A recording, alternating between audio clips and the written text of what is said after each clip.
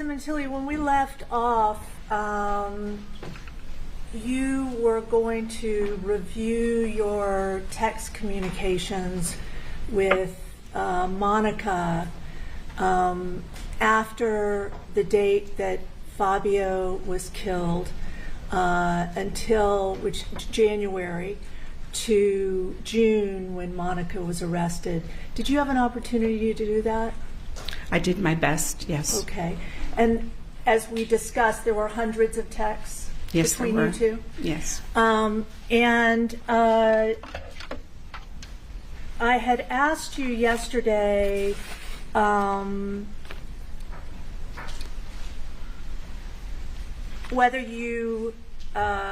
Monica ever sent you in all those hundreds of texts, whether she ever sent you any text where she complained about collecting insurance money or insurance. Do you recall that? Yes. Okay. And did reviewing those texts between the two of you refresh your recollection as to whether Monica ever sent you any texts like that? Yes, I found 6 pages. Okay. That make reference to financial woes, and as well as I'd like to add that my correspondence with Monica were not just by text. I spent a lot of time there. I'm sorry to interrupt. Your Honor, I'd object. It's non-responsive. It is non-responsive. Sustained. Thank you. If we could move to just have stricken. Thank you. Starting with, if I may add, is stricken. Thank you. Ms. Sementilli, when you say there were 6 texts, what you're 6 pages. 6 pages. What you're referring to are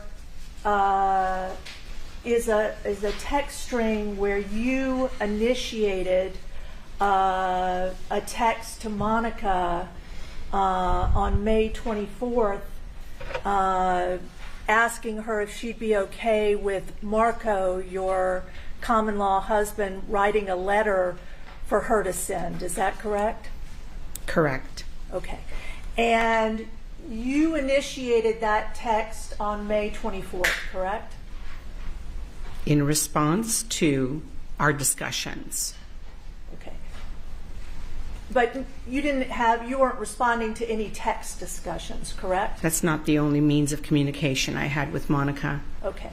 But you sent Monica a text on May 24th, did you not, where you said that if you're okay with this, referring to Marco, he's going to have his lawyer draft a letter regarding the fact that you are under financial duress.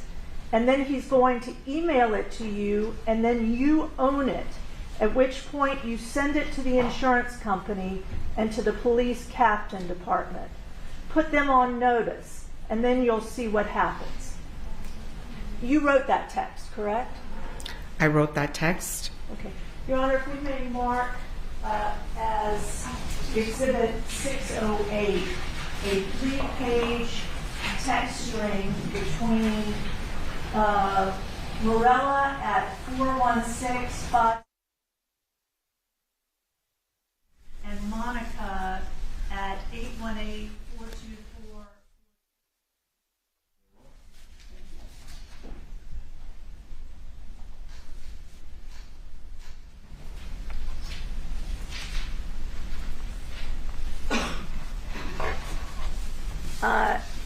And you initiated that text on May 24th, correct?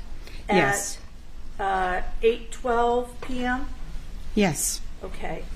And then you followed that text with another text on page 2 of Exhibit 608, where you told Monica, Marco said, don't waste your breath anymore.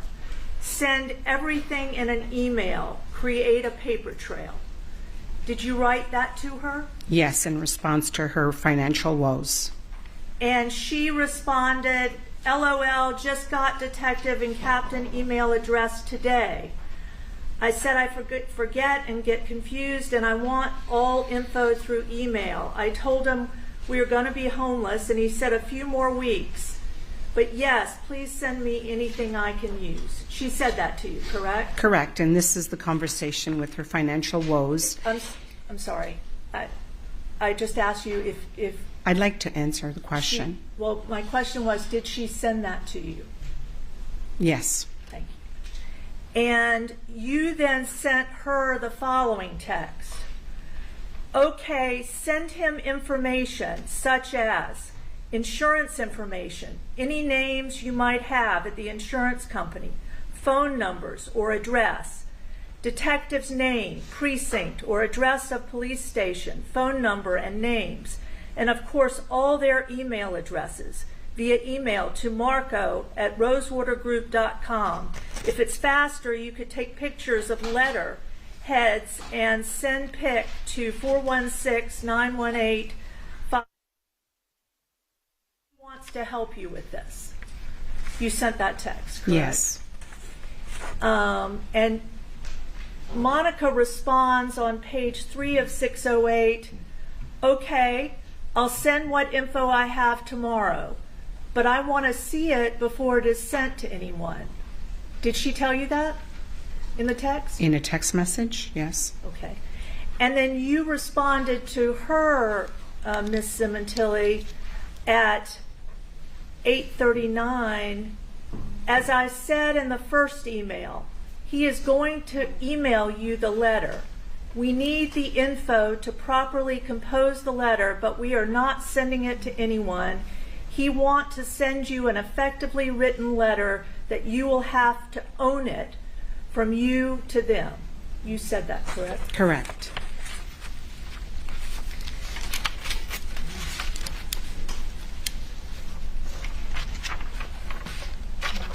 And Monica had sent you other text messages throughout this same period, updating you and telling you about her frustrations with the investigation having to do with finding the killers, correct? Correct. And she communicated those conversations through text as well, correct? Not specifically finding the killers, giving her information. She was looking for information. Information about the investigation? Exactly. Okay. And information about what the progress had been on solving the case. And what was holding up the letter? She texted you about something about holding up a letter? Yes, the letter releasing her as a suspect. And where was that text? You have that text? Not in those exact words, but Okay. there is a text where she said she's going to start from the detective Parshall all the way up to the mayor Okay. to get answers. But that's about solving the case, correct? No, that's about getting answers. Okay. Your Honor, if we may mark as Exhibit 609, a one-page text from Celebrite Extraction dated 5/16/17. And showing you these texts. Ms. Sementilli, am I correct that Monica sent you a text on 5/16/17 at 2:03, letting you know that detectives from Knock Knock Burglary Task Force coming to see me Thursday at 11 a.m. Exclamation point. They may have some pics and also maps to show me other homes hid in the area and what routes Fabio takes home usually. Did she send you that text? Yes. And did she follow that with a text that same day at 1:48 telling you, I was so angry Monday morning on phone with detective, told him I'm coming to station with a news crew if I have to, and work my way up the chain. his captain's boss, all the way to the mayor if I have to. This is fucking ridiculous. No answers. His captain called me and said they will be there Thursday but can't discuss investigation. They say they will solve this, but don't give me anything. Did she tell you that? Yes.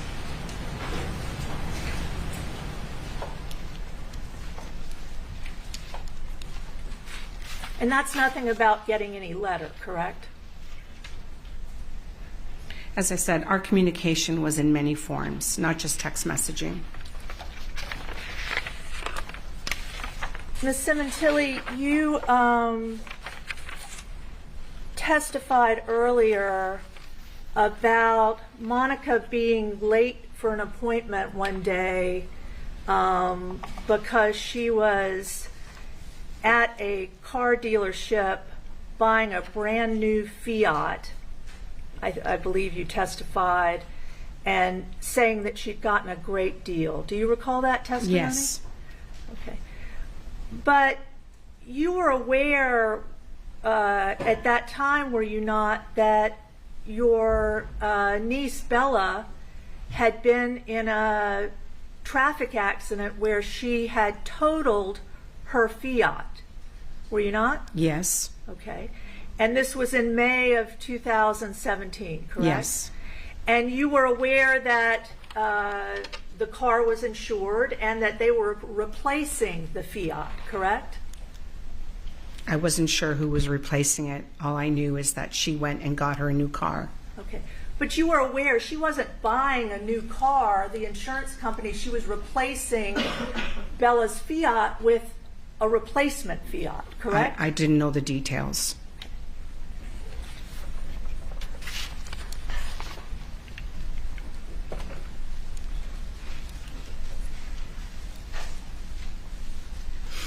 Ms. Sementilli, you also testified about this situation with Fabio's ashes in Canada in a family crypt. Do you recall that? Yes. Okay. And I think you said Fabio would have wanted to be buried in Canada, would wanted to be up there, correct? I think he always wanted to come home alive, but I'm not sure about buried. I never talked about it with him. I thought you testified that he would have wanted to be home. He wanted to be coming home, yes. Okay. And you had earlier testified there was this situation where you were present when Luigi and Jessica and Bella consented to having him cremated, correct? Correct. And now, Monica never cremated him in Los Angeles, correct? Correct. In fact, there was a full autopsy of Fabio after he died, correct? Sustained. Were you aware that there had been an autopsy of Fabio? Sustained. Was it your understanding that Fabio had been autopsied? Sustained. Ms. Sementilli, Monica brought Fabio's body back to Canada, correct? Yes. And there were services for him up there. There was a viewing before he was cremated, correct? Yes. And then he was cremated, and you all, you visited the crypt where he was kept? All the time. Yes. And Monica visited the cemetery as well? Not that I know of. You weren't with her when you visited the remains with him? When we laid his remains, she was there. And am I correct that you have never requested that his remains at any time be moved, correct? I can't do that. You can't request it? No.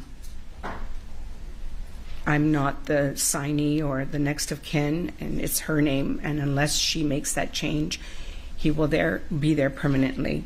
Have you ever made any effort to contact Jessica or Bella, his daughters, his next of kin, about moving his body? I will eventually, yes. You After will the trial, eventually? yes. Okay. But you were aware that only 4.5 months after Fabio was killed, Monica was arrested, correct? Yes. And she hasn't been in Canada for 7.5 years, correct? Correct. Okay. And you have remained close with your nieces, Bella and Jessica? No. You have come down and visited them? No. Is there any reason not?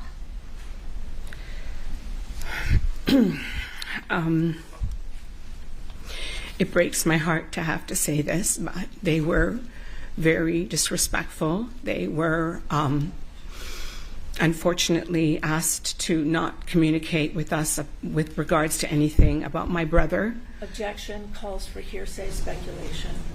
Sustain on the second ground. I had asked for some property of my brother's for my mom. My mom was asking about some things she wanted, that she didn't have anything to remember her son by. And they replied to me so many rude times, saying that it belongs to their mother and that not sending anything to my mother. And I tried to reach out. There was just so many times where they never replied to me. They didn't welcome me. I came to pre-trials. They didn't want to see me.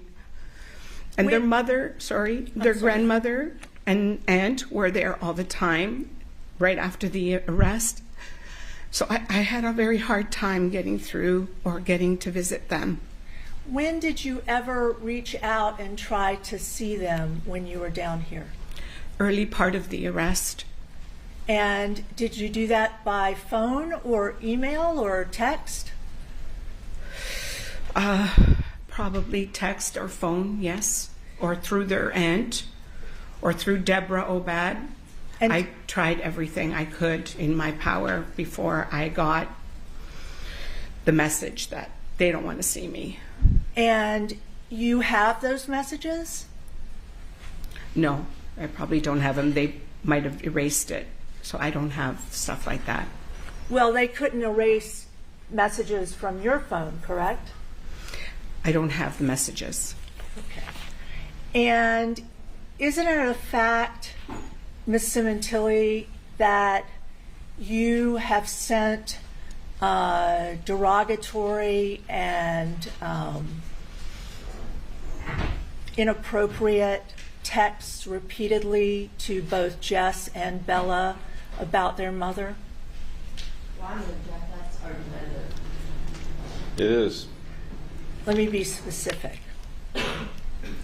Isn't it true, Ms. Sementilli, that you sent Jessica Sementilli a text where you referred to her as a bitch and a cunt? No. No further questions. Redirect. Briefly.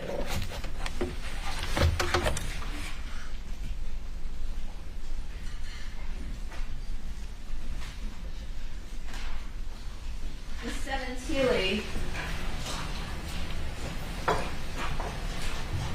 when you tried to help the defendant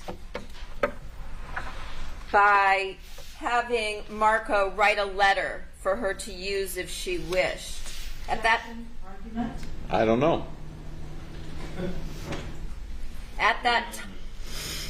when you when you agreed to assist the defendant by having Marco draft a letter for her to use. Ms. states the evidence. Again, counsel, I will hear the entire question. as she wished, did you have any idea at that time that she had been having an affair with Robert Baker? No. Oh, Would it be fair to say that you were fooled by the defendant? Objection. Relevant argument. Sustained.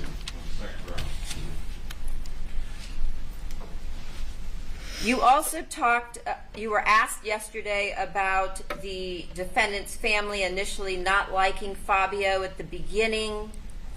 Would it be fair to say that they certainly wouldn't approve of Robert Baker? Yes. Objection. Argument. Speculation. Untimely.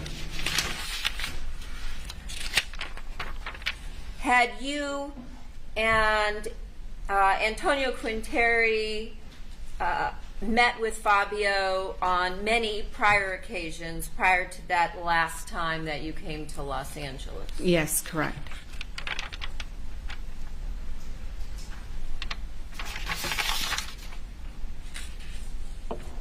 You were asked about whether or not the defendant wanted to move, and you said eventually she did want to move, but not at the beginning. When the defendant eventually told you that she wanted to move and you went looking at a house with her, did she tell you why she wanted to move at that point in time? Objection. Relevant. Still ruled. She wanted to move because she was looking for a smaller home that was less money.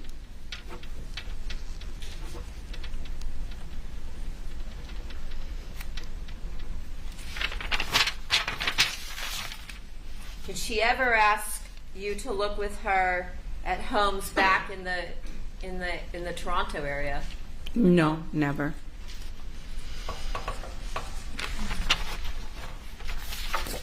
When you went through the hundreds of text messages that defense counsel asked you to look at, did you find text messages regarding the defendant's meetings that she had with estate lawyers that she texted you about? Objection. Relevance.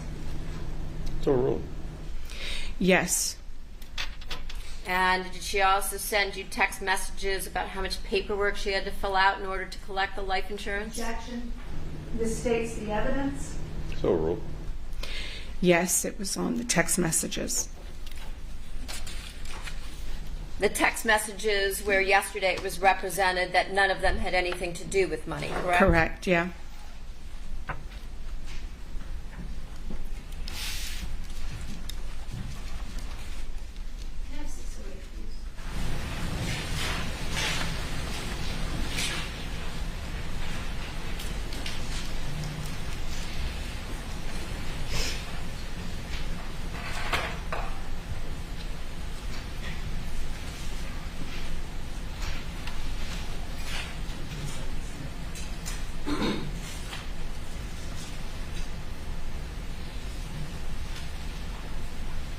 Do you know on the first page, and again, we don't know what came before this, I don't know if it was a conversation or another text, is this a message from Monica asking you to send her contact information for someone?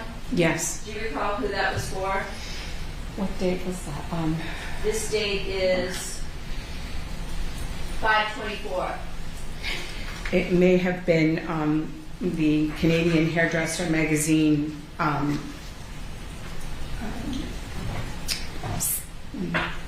Coordinator? Yes, For the award yes, ceremony? yes.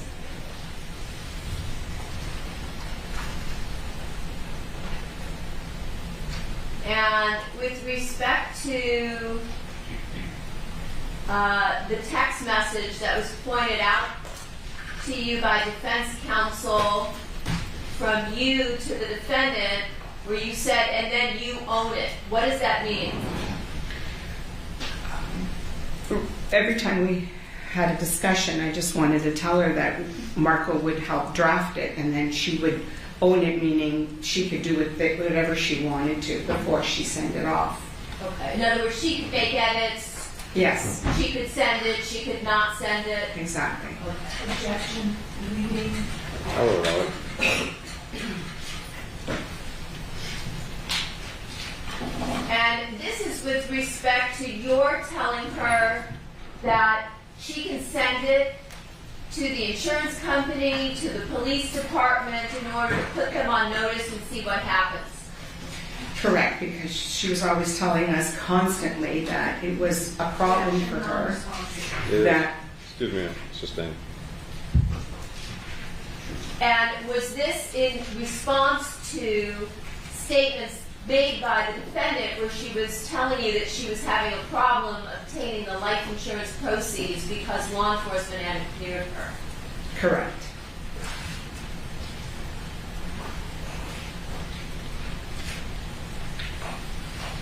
And on the following page, there's a 114 at the bottom of the page. Does this appear to be a text from Monica to you? Yes, LOL, what does that mean? laugh out loud. Just got detective and captain email address today. I said I forget and get confused. And I want all info through email. Objection, this has been asked and answered. Not across. It's the same email. It was introduced. I'm gonna allow this.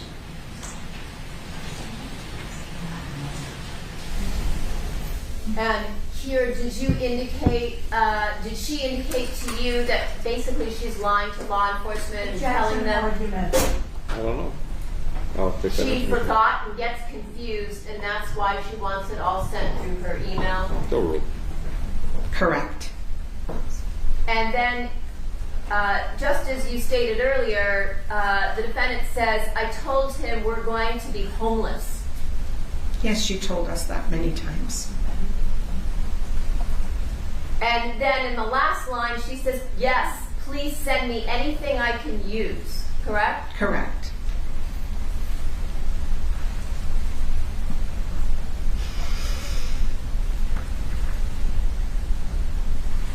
And then on the last page where the bottom says 115, after you sent the whatever text you had back and forth, is this a text message from the defendant to you? Correct. That will be a big help. I will text him pictures of the information. Thank you. Yes. So in other words, she's going to send pictures of the information that you and she discussed so that Marco could assist her in drafting a letter. Correct.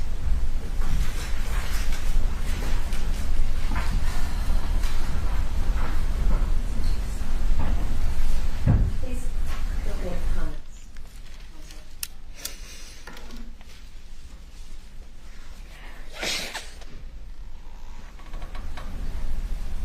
And then on Exhibit 609,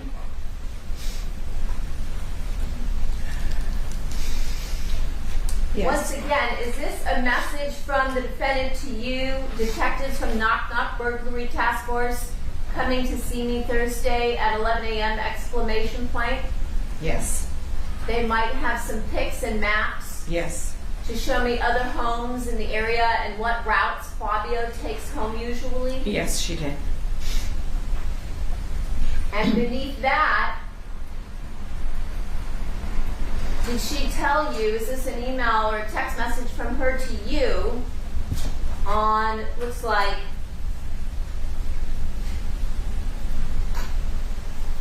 I think it's May 15th. I see 16. May 16th. Yes. I was so angry Monday morning on phone with detective, told him I'm coming into station with a news crew if I have to. Yes. And she's talking about how the detectives won't provide her information regarding what evidence they have, and that, in her words, it's fucking ridiculous. Correct. Objection, Ms. Stacy Owens. Still rule. Text It says it right here. This is fucking ridiculous, correct? Correct. what she's referring to, Your Honor. Still rule. And that they can't discuss the investigation. correct? Yes.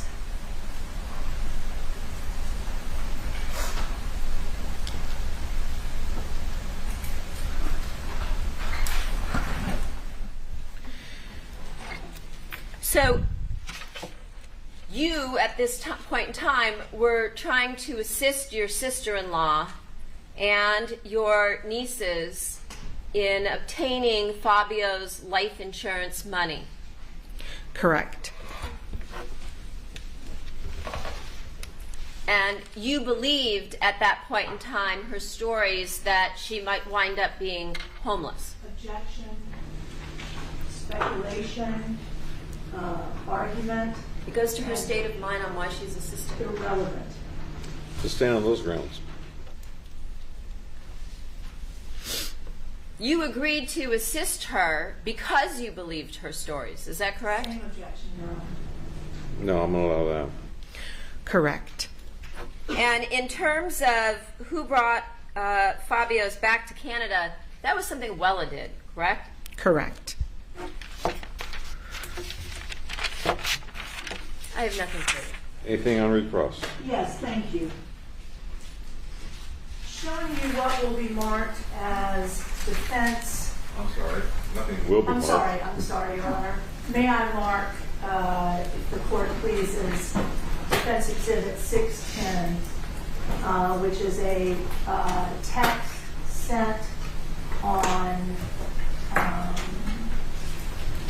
February 13, 2017 from Monica to Morella. Yes. Ma'am, you testified earlier that I believe Monica had previously referenced filling out paperwork to specifically paperwork to collect insurance proceeds. Did you say that? Paperwork. Well, Ms. Silverman specifically said in order to get insurance, about insurance proceeds, correct? Can you elaborate on that question? When did I say that and where? Just a few minutes ago, Ms. Silverman talked to you about previous texts that referenced paperwork specifically related to insurance money. Discussions, not texts. Okay. She had discussions and many means of communication with me. Okay. So this is a text Just a moment. that is the only reference to paperwork between you two. Counsel's testifying. That last part is testifying. Okay. This is a text between you and Monica about paperwork, correct? Correct. And this text says, thank you, don't know dates for New York yet. Bella will work on that to see when orientations are. Anna is here till Sunday. Now, the first part of the text, Monica's talking to you about coming to New York for your daughter's graduation from medical school, correct? Correct. And she, in fact, did come to New York for your daughter's graduation from medical school, correct? She did, yes. And the text goes on, I'm meeting with the estate lawyer Thursday, and from there I should know when I'm coming back, probably week after, for a few days. So no need to come here till after I get back, anytime you like or can. That's about you coming back to visit at some time later? I believe so, yes. Okay. And she says, so much paperwork. Still feels like he's just away for work. Love you guys, bound forever, correct? Yes. There's nowhere in that text where she talks about paperwork for life insurance proceeds, correct? Not specifically, no.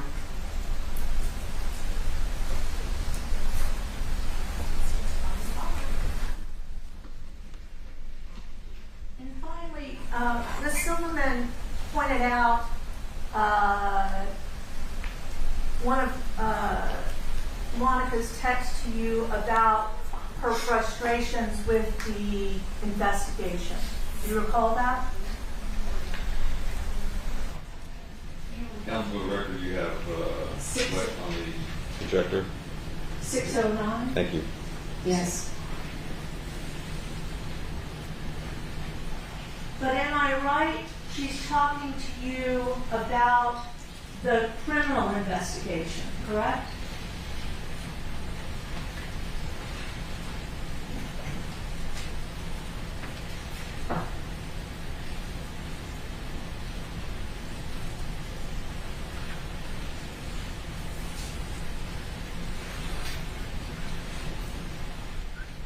In this text message, yes. And nowhere in there is she talking about any letter for life insurance, correct? Not in this text message. And in fact, she tells you in this text message that the detectives are representing to her that they are going to solve the case.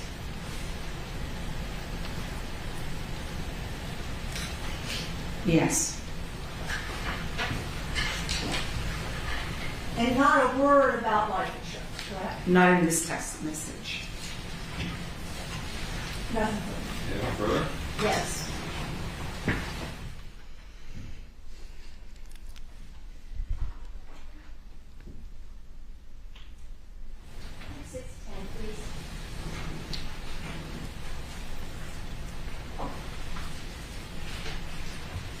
Just prior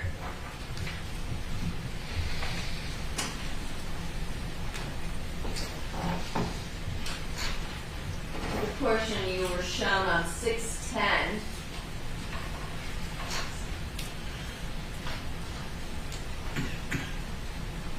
on February 13th, 12:45 p.m., is this a message that you sent to Monica?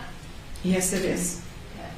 And in this message, you're basically telling her, "Hi, honey, please know we love you, wish we could be with you and the girls. Let me know if you want company, and you can come from Saturday to Wednesday to visit." Correct. And also telling her about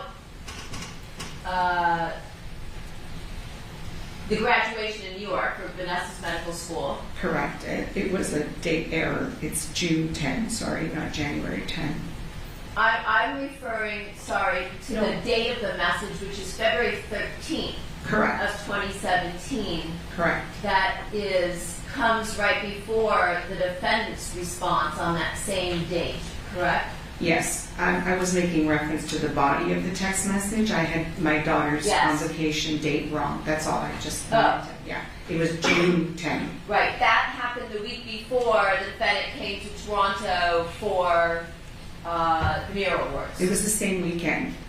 the Lifetime Achievement Awards. Yes.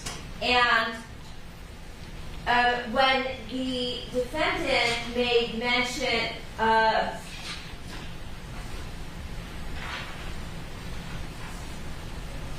in 609,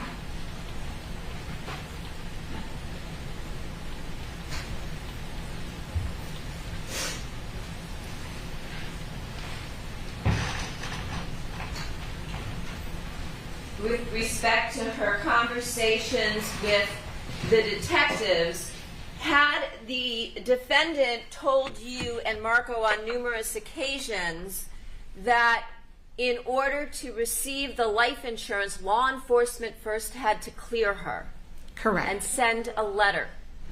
A lot of us. Yes, correct. So therefore, their criminal investigation was inextricably linked to her being able to get the letter for clearance, correct? Speculation, argument. Sustained on the Didn't the first round. defendant tell you that they had to clear her in Yes. their investigation in order for her to be able to receive money? Correct, yes. And when she talked about the estate lawyer, that again was her talking about acquiring money from Fabio's. Speculation. Sustained on the first round. When she talked about the estate lawyer, did that have to do, according to her conversations with you, about acquiring money from Fabio's estate? Speculation. Sustained. Did the defendant tell you that that's what the estate lawyer was for, to acquire money from Fabio's estate. Yes, as well as she had mentioned she was going to go to a state lawyer to make sure that Willa wasn't screwing her. So I'm money. figuring it was about money all the time, yes. I have nothing. Anything further? Ms. Sementilli, you understood that estate lawyers were involved because Fabio didn't have a will and his estate was in probate, correct? No, I had no idea. Ms. Sementilli, you communicated frequently with Luigi and the estate lawyers representing the estate throughout the summer of 2017, correct? Luigi didn't explain a lot to us. We had no idea about the estate lawyer Luigi had. Is that what you're referring to? No, the lawyers that were representing the estate. No, I have no by the idea court. what happened there. You have no idea that there were estate lawyers representing the estate in probate. Objection to Correct. facts and names. Sustained. Isn't it true, Ms. Sementilli, that you communicated frequently about the estate, Fabio's estate, and lawyers being involved because the estate was in probate? Objection vague. Overruled. No.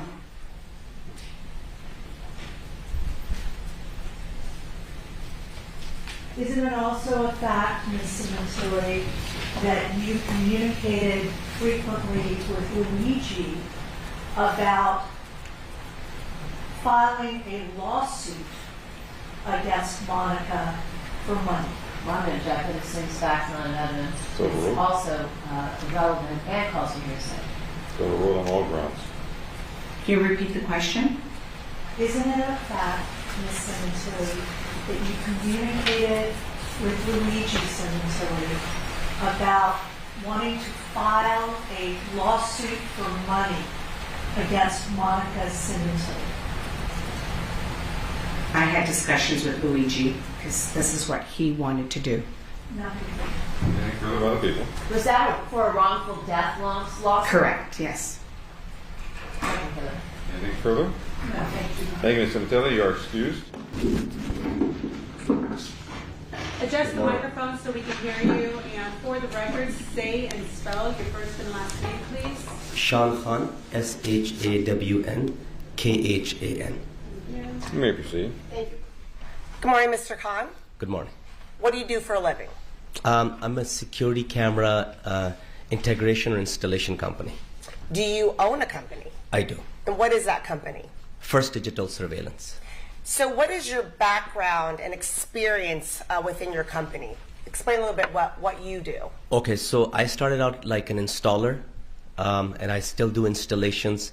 I do sales, pretty much A to Z, everything. When you say installation and sales of what specifically? So for example, let's say if a customer calls, I will return the call most of the time myself, unless somebody from the office returns the call. I would do a follow-up with them, do a site visit, assess their situation, what they're looking for, and then provide the estimate once they move forward. Most likely, 90% of the time, I will go for the installation with my techs. And are you talking about then security cameras, the kind that are fixed to buildings or residences to monitor security coming and going in those buildings? That is correct. Okay. What is your background in IT? So I went to school I have a bachelor's in information systems, and then I got into security cameras, pretty much just self-taught myself. Why did you get into that?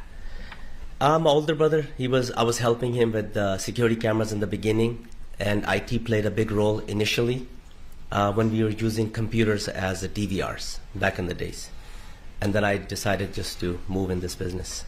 When did you start working in IT, specifically with surveillance cameras, things of that nature, servicing customers? 2007. 2007. And is that when you started your business? That is correct. Okay. So going back to the years of 2017, were you contacted to installer, let's start with first give an estimate about security cameras at a residence that's at 5012 Queen Victoria Road in Woodland Hills. Yes, What was that, the Sementilli residence? that is correct. Okay. Can you recall how that contact was initiated?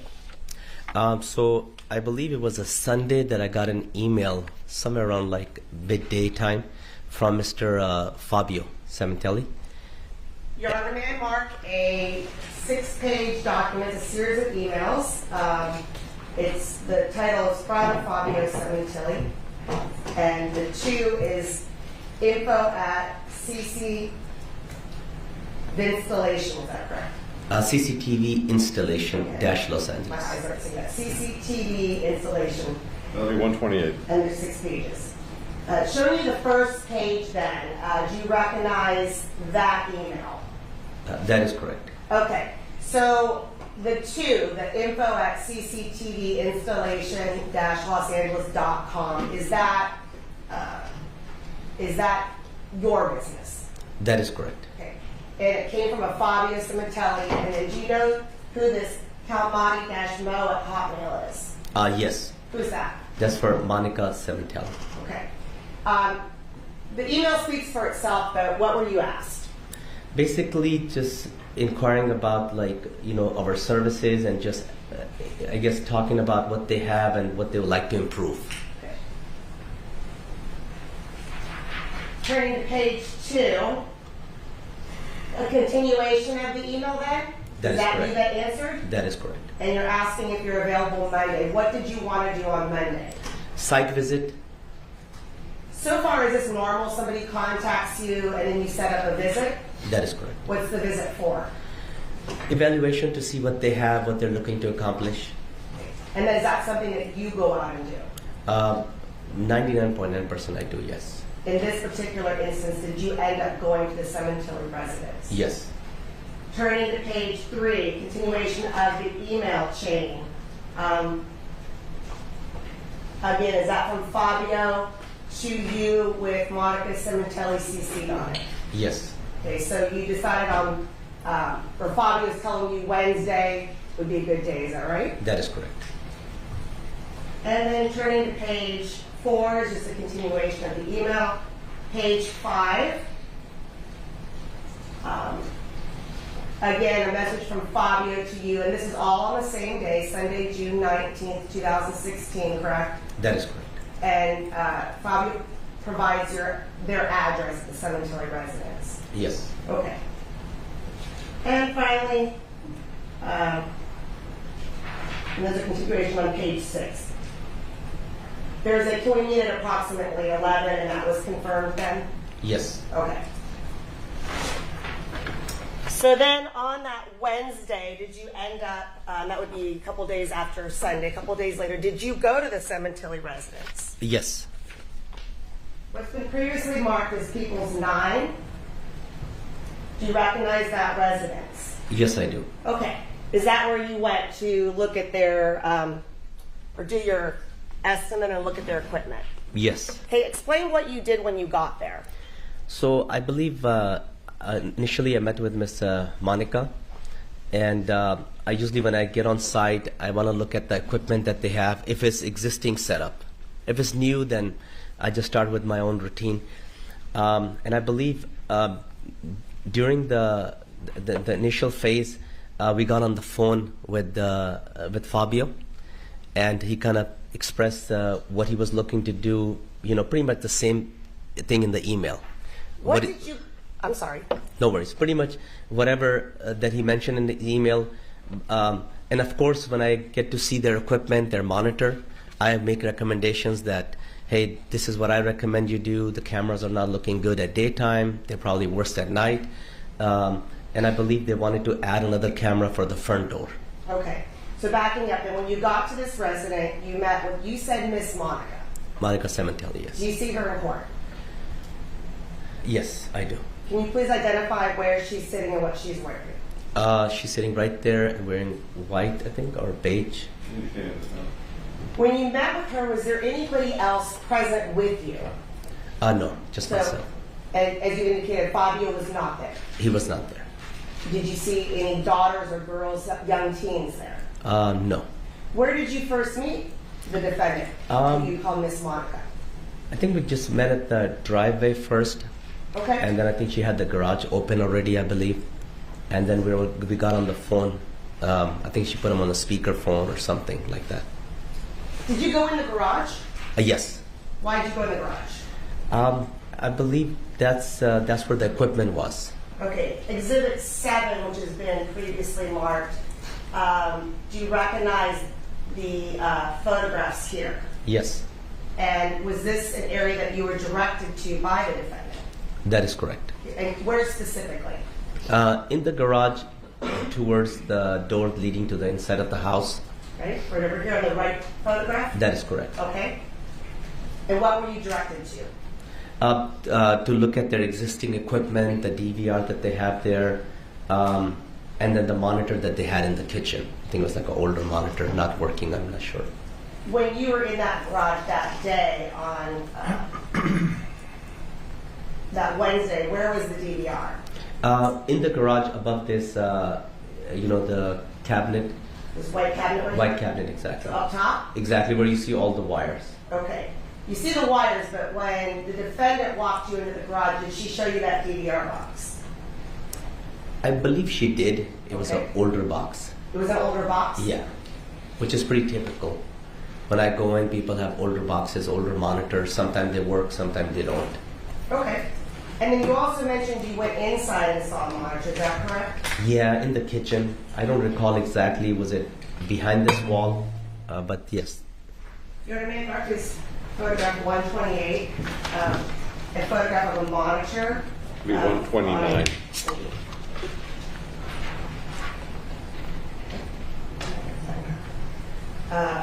That photograph right there, do you recognize that area?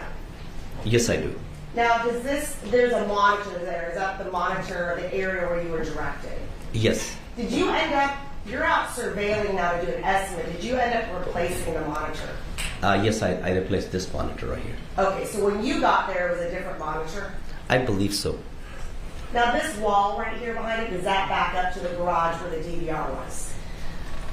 That's what it seems like, because to extend the monitor, if it's a new install or replacement, sometimes you have to run a cable. So I believe that's what it seems like. It was behind the garage wall. It Okay. was pretty short run. All right, so now that you've got there, you've seen where the DVR, and this is the old DVR box, correct?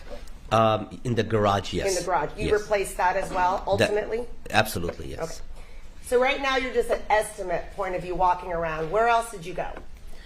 I think once we looked at the monitor, got a view of the angles, we walked around the house and looked at where all the cameras were, the type of cameras, and where they needed the new camera.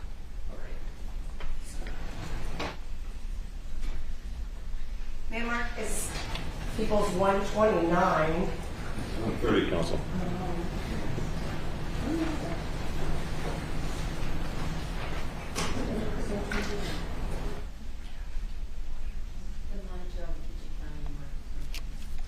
Oh, I said 8. Did you correct me?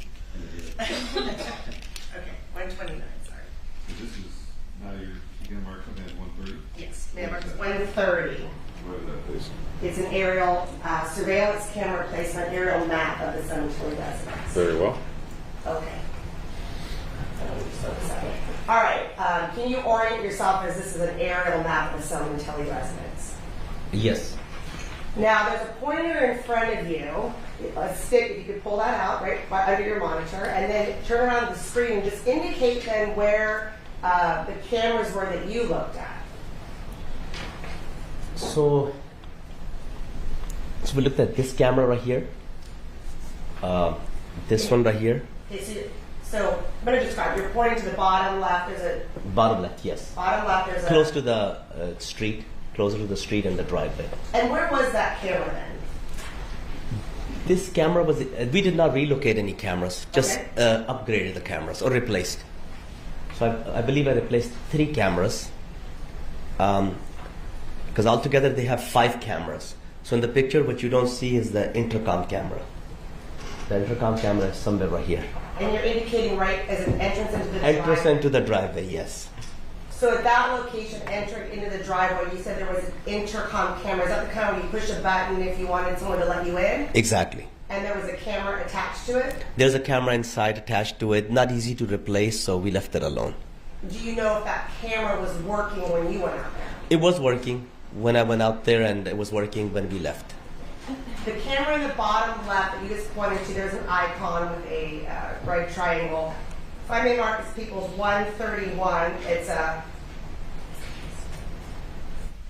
entitled surveillance camera on the side of the house. Very good. Is that the camera? Yes, that's what it seems like. That is Okay. correct. So that's on the side of the house then? Side of the house, exactly. Okay, and then there's a photograph on the upper right. Was that the camera you ended up installing? Or Yes, that's the camera that I use. That is correct. But when you're out there looking, you're looking at old cameras that you end up replacing at some point. That is correct. Did you keep them in the same location as they were when you replaced them? Did you keep them in the same location? Usually I do, and I believe in this case we did also, yes. Okay. Back to the aerial 130. What's the next camera? So we did 3 cameras for her. So that's one. This is number 2, looking at the driveway, straight at the entrance. And this is number 3, which is the side or the back, I should say. One moment. On the camera looking right at the entrance is the right side lower icon. Let me mark this People's 132 surveillance camera facing the driveway. All right. So you pull straight into the driveway. Is that the camera that would show somebody walking straight into the driveway? That is correct. Okay. All right. And then the third camera, which would be, there's a rectangular box, and to the left of that there's an icon. Which camera is that? So I believe, because I did 3 cameras replacement, 1, 2, and the top right, I did this camera. Okay, the top right one you replaced. Let me mark this 133 surveillance camera in your master bedroom photograph. Very good. 133, is that the camera? Yes, And that's in the back of the house. that is correct. And that came off the back bedroom. Yes. Do you know if that viewpoint covered the patio area? Do you know what I'm talking about? Patio area is the one that we see in the picture, right here, this area. I'll show you that in a moment. Do you Sure. remember a covered patio in the back? I don't recall Okay, 100%. I'll show you that in a moment. When I say patio, there's like a gazebo kind of with an awning. I don't recall it. Okay. And where was the fourth camera? Okay, so this camera right here is the one we added. Because we replaced 3, added 1, and didn't touch the intercom camera, and that total count is 5 cameras. If I may mark this People's 134 photograph, 2 photographs entitled surveillance camera at front door. All right. You added the camera that's depicted in this photograph? Yes, So there was no camera at the front door before you ever got there? I believe so.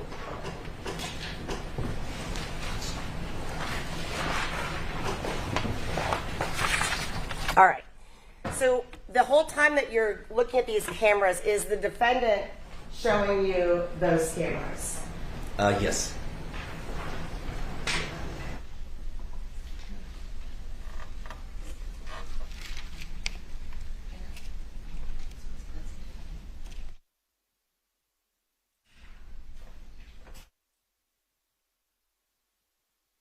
All right.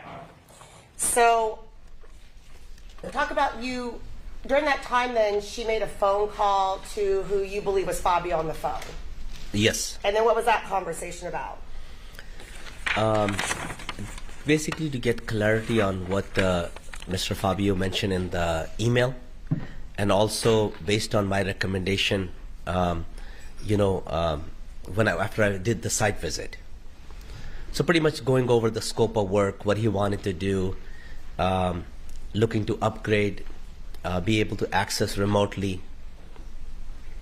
And then I think we discussed the intercom camera either at that time or a little later. I told him I don't have a camera to replace it. It's very tiny camera, so we're going to focus on replacing 3 out of 4 cameras, I believe, at that time, and add 1 camera. So the total count will be 5 when we're done. Okay, and you're adding the camera over the front door. Out of the front door, that is correct. Earlier I was asking about 133, which is off the back master bedroom, correct? Where there was a camera? Yeah. Giving you another view, Exhibit 9. Is that a photograph then of that back patio where that camera was?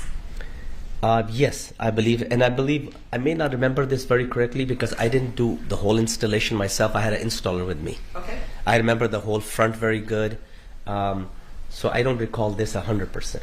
Okay, let me just ask you then a point of interest. Exhibit 8. Do you know if there was any cameras that you're aware of that covered this back? This is what I meant by patio. It's more like a gazebo. Do you know if there was any cameras that actually covered that area that you were aware of? I don't recall it. Okay. You didn't install any cameras back there? Yes, I didn't, and I had an installer helping me. So if I did personally installation, then I would remember every single location. Okay, but that's fine. All right. So what happened after that? Then you, how long were you there? I believe between me and my installer, we were there for like half a day. And the entire time you were with the defendant? No. Usually when I do a site visit, the first time, right? First time when I do a site visit, I spend all the time with the client. It could take 15, 20, 30 minutes.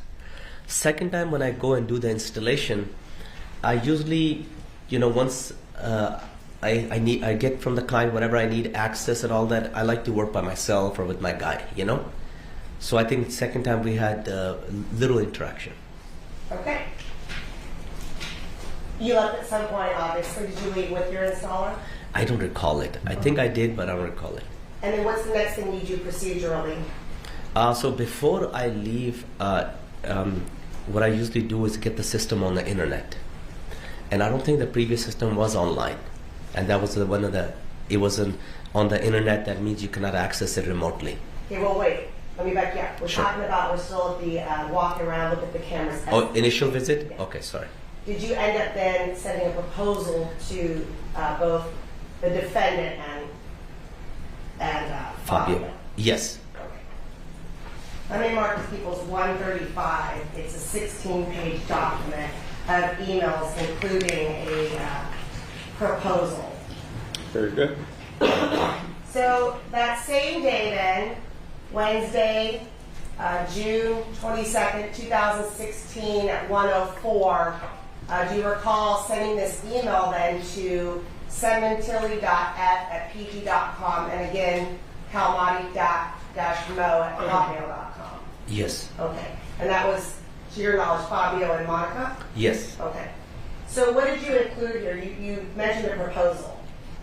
So this is basically an estimate that we sent to replace the DVR, replace 3 cameras, replace or upgrade, and add an additional camera and replace or add a kitchen monitor or TV.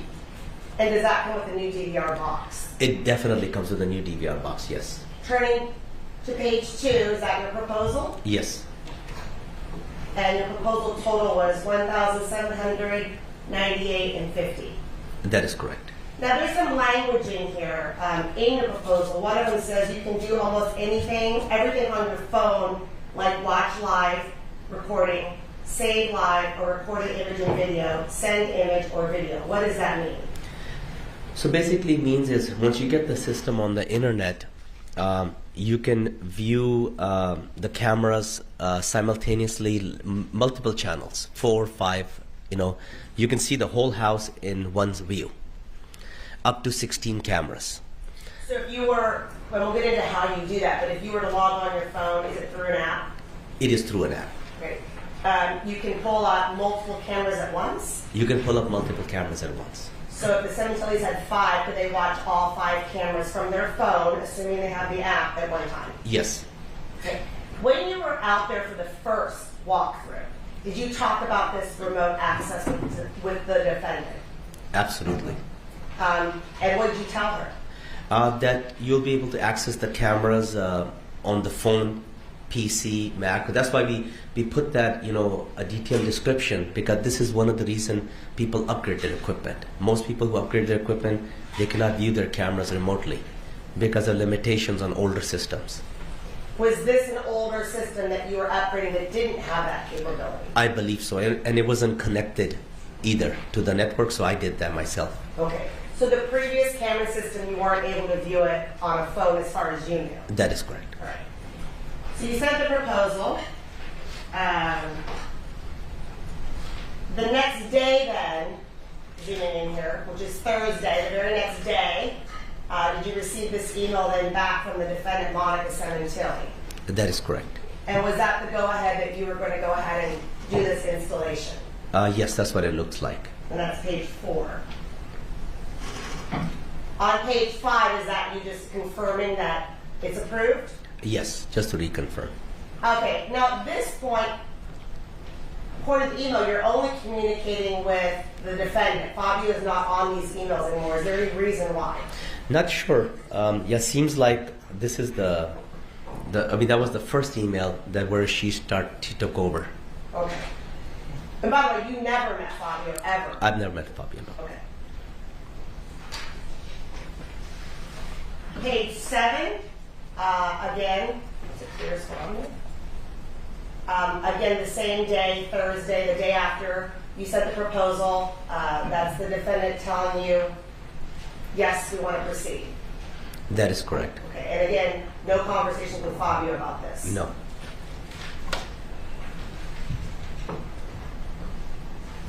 All right. Okay, so that's one moment. All right, so you go out for the installation, and do you set up the installation? Yes. When did you set it up for, if you recall? I don't recall the exact date. I don't know, it was June 23rd or... Okay, so if you started the communication on the 19th, you went out for the estimate and emailed the proposal on the 23rd, then does 27th sound right, a few days later? I believe so, yeah. Okay. At that point, then, what's the process for going out for the installation? So we set up a time, like how early I can start the installation. And I believe with her case, probably either my availability or her availability, we started close to like 8 o'clock. And what I like to do is when I show up in the morning, I like to go over one more time with the client just to make sure we're all on the same page, so there's no changes. So I take like 10-15 minutes of the client's time, like, hey, this is what we're gonna do, this is what we're gonna do, because we're going from estimate to the execution. So I just want to make sure there's no changes from the time we spoke last. Okay. Sometimes people want to make changes or relocate the camera, so I want to know ahead of time before I start the job. Okay, and I misspoke. You actually went out there on the 28th, does that sound right? Yes, I believe so. Did you at some point start communicating with the defendant on text messaging? I did, yes. My name Marcus Peoples 136, a 2-page document with text messages between Monica-Woodland Hills is the title? Okay. So, do you recognize this conversation of text messages between you and the defendant? Yes. So on June 27th, is that you confirming see you tomorrow morning? That is correct. And is that for the installation? That's for the installation, yes. Okay, so then that morning, June 28th, the defendant's texting you, are you on your way, and you're confirming approximately 7:55? That is correct. Okay. Then you text, I need access to your PC, please, to set up remote access. What is that? Basically, this is so my tech can log into her computer and do port forwarding so that she can watch the cameras on her phone. Did she ultimately give that to you? I believe she did. Okay. And then at 10:32, I don't know if this is before or after, but can I pay with credit card? What is that about? I think there was something about payment, like I like to collect half up front, and I believe she said there was something about payment, and then she said that, well, can I just pay you full? And then she wanted to pay by credit card, and I told her that's fine, but we'll have to take off the discount that we usually apply to check, you know. Okay. All right, so you got to the location, and who did you go with? One of my installer, I don't recall the installer name. And then what did you do when you got there? Basically, what I usually like to do is when I get to the site, I look at the cameras, see if anything has changed from the last time I was there. Sometimes I take pictures. Most of the time I take a picture so I know where I'm starting at. So if I'm going to be working on 4 cameras or 5, I know where I started, so I'm not missing anything. So we're not troubleshooting something that wasn't part of the job or scope of work. Then I usually want to get in to set up the remote access, get the system online. That was my goal. And I believe I probably showed up before my installer did. So I'll get the system online, get it up and running. I'll swap the DVR, the main recorder. Once I swap the DVR and I get it online, I have access on my phone. Then my tech can go and replace cameras, and I will be able to help him adjust the cameras. Okay, so you got there first from what you remember. I believe so. When you got there, did you meet the defendant? Yes. Okay, and again, was she the only one that you saw there? Yes. Did you explain to her what you were going to do? Yes. Did you have another conversation about her being able to remotely access the cameras once they were installed? I believe that was part of the whole conversation from the get-go, from Fabio, from her, that yes, absolutely, that's a must. Okay, that that's a must. That's a must. Okay, so when you said you got online, what did you do specifically? I know we're getting a little techie, but what did No you do? worries. So basically, first I got to figure out a way to get the system on the internet. And for that, I need a hardwired cable, network cable. So if it's not close by, so what I do sometimes is either I will do a Wi-Fi network adapter. Basically, I will make my DVR like Wi-Fi capable. Usually DVRs are not Wi-Fi capable. So I'll make a Wi-Fi capable, or I will use network adapters that run internet cable network connection over the power of the house. So I don't recall which technology I used for her, but that's what I did initially when I got there, start setting up the system to get the system online. Okay, so the actual box that was in the garage, the DVR box, did you bring in a new box and take out the old box? Yes. That DVR box, is it iCloud based, meaning if the box is taken and disappears, does it store things up in the iCloud like the technology we have today with our cell phones? Good question. So most of the DVRs are somewhat capable of doing it. We don't do it. I only have one client that I'm doing it for, and they're paying for it. So I think 90+% of the clients don't do it for the cost. But are they capable? In one way or another, they are somewhat capable, but not like your phone, iPhone, no, not like that. This DVR box, was it capable? With very few limitations, not exactly. So if the DVR box is taken, can you retrieve data from it? If it's taken out of the property, you don't know where it is, it's gone, can you retrieve data from it without the box? No. Okay, did you explain that to the defendant? I don't recall it. To be honest, I don't recall if we had this conversation. Okay. Did you have any conversation about iCloud or anything of that nature? No, I don't recall it. Okay. So when what if there's a power outage and the power goes out? What happens with the DVR box? So as long as the power is out, the system doesn't record. And when the power comes back up, system comes back up automatically. Then it starts to record. In simple terms for some of us, can you explain how a DVR box connects to the internet or the ISP or the provider? Sure. So in order to view the cameras, for example, on your phone or your computer, anywhere you are, iPhone, Android, you have to download an app, and the app is going to ask you some basic information. And that information we provide to client in a very easy to follow format, so we don't have to train every day each client. And then it's going to ask you, what do you want to name the location? You can call it whatever you want. Then it says, what is the address? And it's referring to the IP address, which is unique for every client. For example, my phone right now has an IP address. That's how I can be traced. Your phone will have an IP address, but it can change. So you put the IP address in there, and I get that IP address from when I go to her house, I use her computer. That's why we got in her computer, so we can get her information, IP address, and my guy can send the email to her with all the instructions. So that's my question is, you help your customers at the house determine if they don't know what their IP address Exactly. is. And you need that IP address for the app? You absolutely need that IP address for the app to be able to view the cameras from anywhere. Okay, so if there's no internet at the house, is the DVR box going to work? Yes. How is it going to work?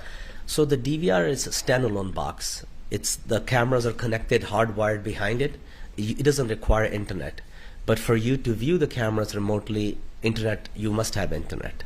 Let's take our morning recess for 15 minutes.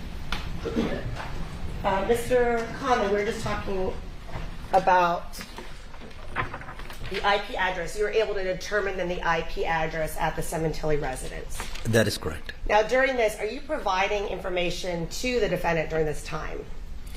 Yes. Once I set up the remote access, once I obtained her IP address with the help of my remote tech who logged into her computer, we're able to get that information. I set up my own phone first, and then we're able to provide that information to her. And that's while you're still there. That is correct. So you're having a conversation directly with the defendant then about how to remotely access and view the cameras from her phone. That is correct. Okay. When you said you logged in from your own phone, what did you do? So I have the app set up already. I just add a additional location to my app. So what app is that? The app today is called DMSS. At that time, it was called iDMSS for iPhone, GDMSS for Android. Ma'am, may I mark as People's Exhibit 137, two photographs which show the iDMSS Lite app? Yes. All right, just putting this up here for reference, is this what the app looks like if you were to go into either your iPhone on the left or your Android on the right and download it onto your phone? Yes, this was the app we were using at that time. Okay, in that time, has it changed since 2017? Yes, app changes, 6 months, a year, name can change, but this is the app we were using at that time. Okay, so you already have the app. How were you able then, how can you log on and see the Sementilli live feed of the videos? Okay, so what I'll do is, for example, I'll add a new account, a new device, for example. I'll put for the name, I'll put in the client's name, for example, for my reference. I'll put in her IP address, or Sementilli's family's home IP address, and the username and the password. For myself, I would use an admin account that I usually don't share with the clients unless unless it's a house and the cameras are inside the house. So were you able then at the scene or at the location that day, did you test it with your phone, your app, you used the IP address at the Sementilli residence, and you were able to test it and view that all the cameras were working? That is correct. Okay. Now we talked about that fifth camera that you did not install at the entryway intercom box. Was that wired into something that they would be able to view from the phone as well? That is correct. So that is the intercom. I don't recall where the intercom screen was inside, but I believe the feed was already going into the old DVR. So we took it out of the old DVR, plugged it into the new DVR. So that was one of our fifth camera. So when you pull up the app on your phone with their IP address, you can see at one time 5 cameras. That is correct. Okay. That monitor that's in their kitchen then, does that show all 5 of those cameras as well? That is correct. And you replaced that monitor? Yes.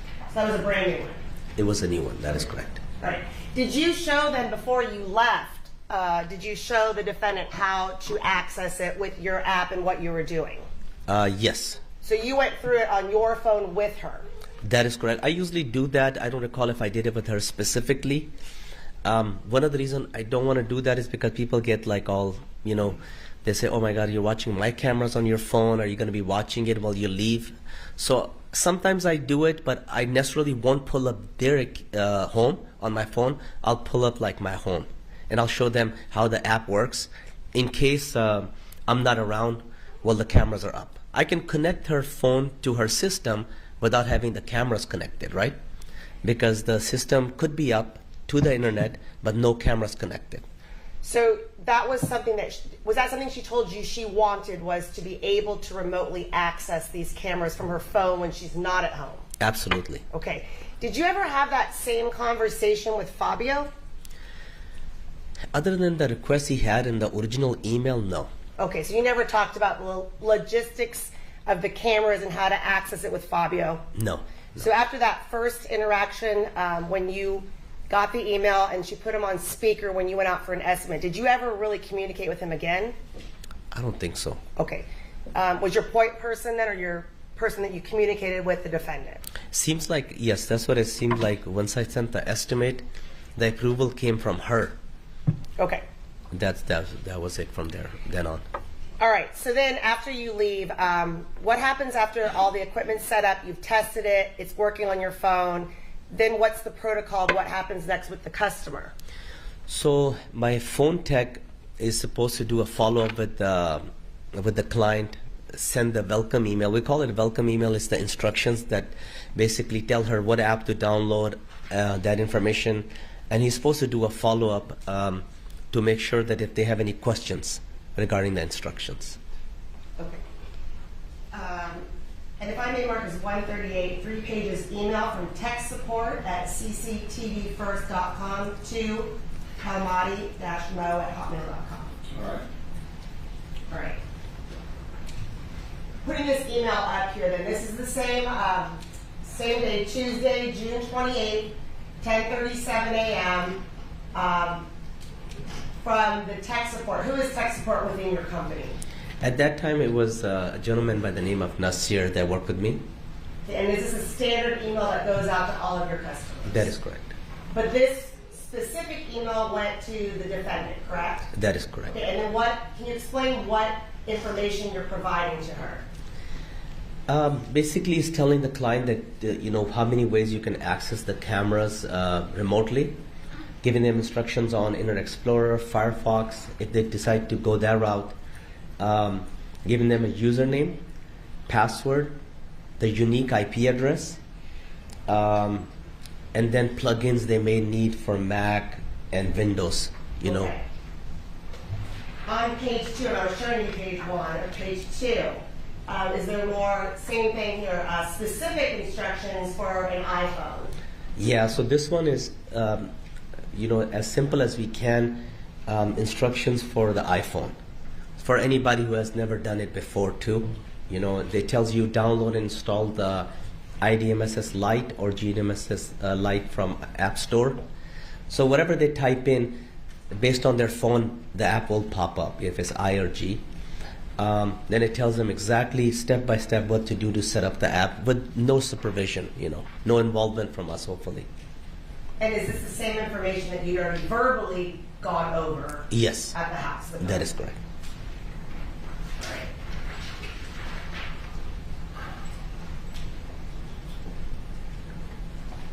Did you get a text from the defendant regarding setting up the system? I believe she has sent a text like in the afternoon. 136, which is early March, page 2, at June 28, 2016 at 1:30 p.m. Is that a text from the defendant to you saying, I can't connect with my iPhone, went to support page, but are asking for name and support key? That is correct. And then is that you who answered, I will help you shortly? Yes. What did you do? I believe what I usually would do is I will take the message and forward to the person who was supporting her, the tech support person, and he would basically just call her and walk her through it. All right. If I may mark as People's 139, 3-page email correspondence, again from First Digital Surveillance, to the defendant. Let me mark that. Okay. This email then, same time frame, June 28th, 2:19 p.m. So that would be shortly thereafter. Is that you asking someone to help the defendant? Nasir, please assist Monica with remote access today. That is correct. So I'm just basically telling my tech to assist her.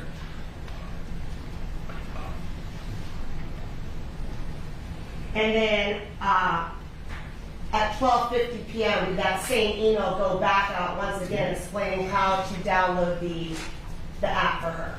Yes. Okay. And again with the instructions, is that correct? That is correct. Okay. So then your correspondence, again, 136, page 2. She answers, "I got it, thanks." And then you responded, "Please let me know if any questions." Did she ever follow up and say, "I can't access it anymore, I'm having problems," anything like that? I don't recall 100% what happened after that because I think she said, "I got it, thanks." I'm not sure exactly if she meant like she was able to access it. So I just asked her if she has any questions, let us know. Okay. And I had already told the guy in my office to follow up. So I think one of the reasons I may have asked her that question, "Are you home?" is because sometimes when people are home, they're using the home Wi-Fi. They're behind the same IP address as the camera system is. Sometimes you cannot watch your cameras when you're at home Okay. if your Wi-Fi is turned on. Simply put. So you can just turn off your Wi-Fi. For example, you could be anywhere in the world, you can watch your cameras. So I think I may have, that's what I was asking her if she was home. I didn't get a response, I believe, and then I just left it alone. Okay, so that was the end of the communication. That is correct. Okay. She never followed back up any more questions about Not that I could recall. accessing. Now, just a few more questions, as far as the DVR box, the actual box. Explain again, is there any storage that's on the box when it's plugged in? So the DVR has a hard drive, just like a computer. And the hard drive size dictates how long the system will record. We do record on motion only versus recording all the time. So the system can hold generally about 30 plus days. Okay, but you need the box to get that data. Absolutely, you need the box. The DVR box has a hard drive inside. So you need both, that DVR and the hard drive inside. So if the box is stolen, removed, unplugged, or broken, you can potentially lose all of the recordings. Absolutely. Okay. In this case, were you ever provided that original DVR box to try to retrieve any data from it? Meaning, did you ever get it back after this? No. Okay. One moment.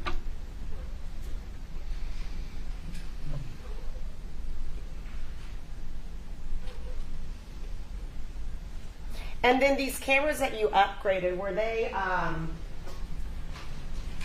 What was different about the old cameras versus the new cameras? Resolution, clarity, night vision. So much better. Visibility. And when you say motion sensor, just briefly explain what Sure. that means. So most DVRs are capable of doing it to some extent, even like 10 years old or older systems. But what we want to do is we want to record only motion detection. If there is any motion at all, we want to record that. So the motion could be a tree moving, Okay. a car driving by the street, not even coming to your place. That will trigger a motion. Okay. So when you do a playback, you will see only activity. All right. So if you want to view it, you can be away from your residence. Does it matter how far you are to be able to view what you're watching at your residence on the videos? No, all you need is internet at home and internet wherever you are. And are you always then using your home IP address? Yes, you are. Is there a way to tell if someone's at a different location if they're viewing the video? Like basically, if someone's not at the location, they're down the street, is there a way to go back and look at if that person was actually viewing the video?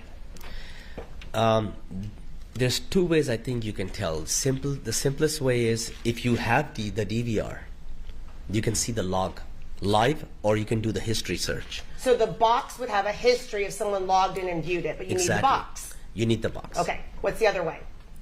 The other way is data spike. So let's say if you're watching Netflix or anything online, you're downloading the data from YouTube and all that stuff. So it's all downloaded. When you're watching cameras, it's the other way around. The data is uploaded. So you will have a spike on your upload. Okay, and how can you tell where that spike is? Where do those records come from? The internet provider, most likely. You can check with the internet provider. And in your experience, the internet provider, they maintain records that will show things such as data spikes? I'm not sure about that. Okay, that's your understanding. Yeah, that's my understanding. I'm not Okay. sure about that. Yes. Did you meet with detectives then in July 20th of 2017 and initially go over this case? They asked you questions? I believe so, yes. So when they first met with you, again, we're talking July 20th of 2017, do you recall them asking you questions specifically about the Sementilli residence? Yes. Did you have to go back after that initial meeting and refresh your memory and look through emails and things of that yes, nature? absolutely, I did. Okay. And did you talk to them about these data spikes and ways that you could tell if you didn't have the DVR box? I believe we did talk about that, yes. Did you subsequently then get called to testify at a grand jury then the following month in August of 2017? I believe I did.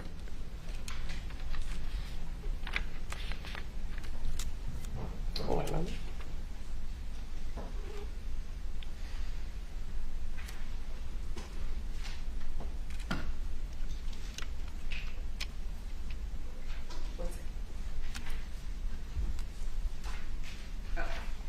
Let me ask you this. If you were to, you provide a password and an ID, right? You a username and a password to the customers. Right. Okay. Is that the same one that you send to every customer? Yes. So what I'm saying is originally you sent instructions how to log on, correct? Yes. And then do you provide them with any instruction how to change that password if they want to? I don't provide them instructions on how to change the password necessarily, but the format that I use is the same for all the customers. So what if someone were to get that email and say, this is how you need to download IDMSS, this is your username, this is your password, and this is your IP address. What if someone were to get that email and forwarded it to a family member or a friend or somebody else? Can that person now follow those same instructions and log on to the Sementilli IP address and access those videos? Absolutely. I think the way we write the instructions, even if you're not tech savvy at all, and that's why we write the instructions. Within 5 minutes, you can be viewing the cameras from anywhere.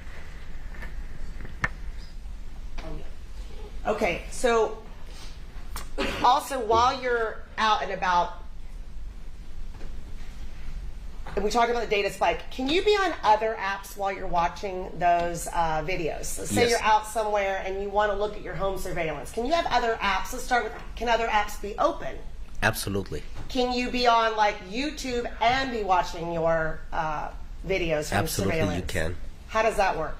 So I myself normally, sometimes I forget to close the app, and then I get a warning like you've been using the data in the background.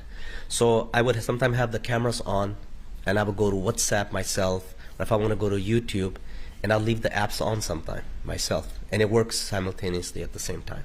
So there's no limit as far as you know? As far as I know, no. So, for example, you can have a YouTube open, a website open, your live streaming videos are open. Right. And what does live streaming mean? Live streaming basically is a continuous feed of the cameras. You may have a hiccup of you may have like 1 to 3 seconds delay, depending on your internet speed at home and where you are. Other than that, it's just a live stream, continuous feed. And when you testified before, live streaming then uses a lot of data, which causes those data spikes? It can use, absolutely, yes. Okay, thank you. Absolutely. Councilman Cross. Thank you, Your Honor. Good morning, Mr. Khan. Hey, how you doing? So First Digital Surveillance, that's your company, correct? That is correct. Indeed, I think that's the company that's on the T-shirt you're wearing, Yes. right? And you said that installs and integrates security cameras at people's homes, is that fair to say? Residential, mostly commercial. Okay, but residential as well. That is correct.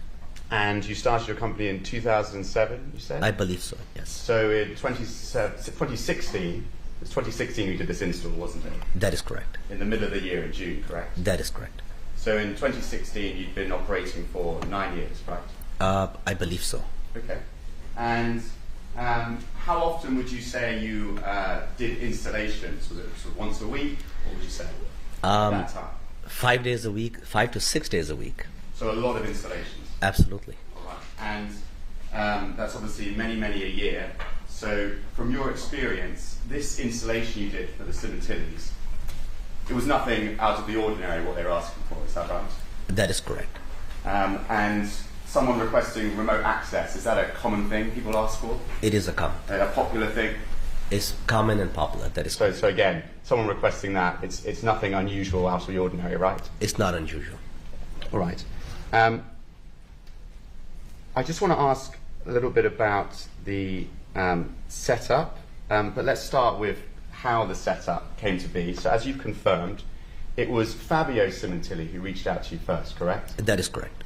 In that email we saw, right? Yes, And Monica was not part of that email, right? she was. She was copied on it, but She was wasn't copied on it, yes. communicating on it, right? Not communicating directly at that point. Okay, and then there was some back and forth emails deciding the time and telling you the location, correct? Yes, from Fabio. And that's all from Fabio, right? Yes. Okay. And then you said you had a phone call with Fabio, right? I believe, I don't recall if I had a phone call with him before I went out there, but we definitely had a phone call, I believe, when we were at the premises. So you had a phone call at some point. It was either before you went to the premises or during while you were at the premises. I don't recall if I had one before I went to the premises. I usually do. I usually want to talk to people before I go out and, invest my time, because it's a free estimate. He came across from his email, he came across pretty serious and he wanted to get it done. You get this vibe sometime. So I don't recall if I talked to him over the phone, whether it was Sunday or Monday. You definitely spoke to him over the phone about the I spoke to setup. him over the phone, definitely at the house with her. And as part of that, he was talking about exactly what he wanted. Exactly. And he was saying things like, I want a new camera above the front door, right? Exactly. And he was saying, I want remote access. He was saying that. That was in his email too, and I'm sure that's what we discussed. That is correct. Okay, so you're sure that you discussed with him, Fabio, asking about remote access? I don't recall it, to be honest. It was in his email, so it was clear that that's what the outcome needs to be. Okay. Let's talk just briefly about the actual cameras you had set up. If I could look at People's Exhibit 130. See this.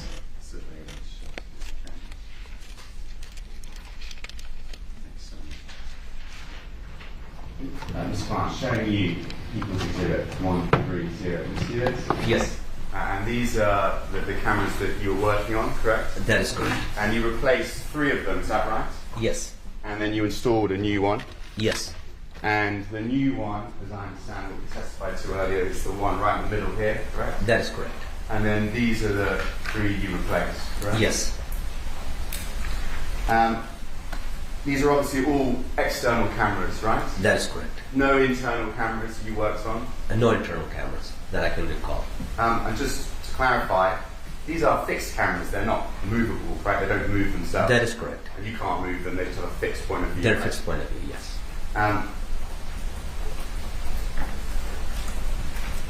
You talked about an intercom camera, right? Yes, And that's not shown on this. and that is correct. I just wanted to be clear. So this obviously happened 9 years ago, right? You did this installation. That is correct. It's right though, isn't it? Just to clarify that actually the intercom camera was a separate system, wasn't it? I believe the intercom camera, because it is an intercom, so it doesn't make sense to have an intercom outside and no receiver inside. I don't recall where the receiver was, but the output of that camera was also coming to the previous DVR. Okay. Do you recall that when you set up this system with the monitor showed 4 cameras? It didn't show the intercom, that was separate. Do you remember that? When I set up, I believe it's correct to say that the original system had 4 cameras. I don't remember what the capability of the original system was, a 4-channel or not. Channel means like how many cameras you can add. But when I finished the job, I had 5 cameras on it, including the intercom. All right, well, you remember you said you testified at the grand jury, correct? That was back in August 2017, right? Yes. And that would have been just over a year after all this took place. Right. Obviously now with a lot longer, we're 9 years after this took place, correct? Right. Do you remember being asked about how many cameras you installed at the grand jury? I believe they did, yes. And do you remember being asked, it was a total of 4 cameras on the system, and you said, yes, that sounds correct. I believe so, that is correct. Okay, so actually, thinking back now, me telling you that, from your grand jury testimony, the system you set up, it was actually a total of 4 cameras, not 5. I think I've seen the pictures now, and it has 5 cameras on it. I looked at my records, and it has 5 cameras on it. Before, I was going by my memory.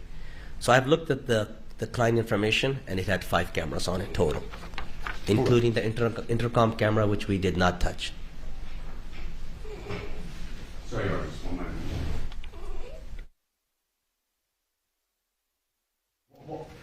Scott, what pictures are those that you're talking about? Most of the time, we would take a picture from when we do the job before and after. We take pictures. All right. So, we don't have those here today, do we? I don't have those pictures right now. No. Okay.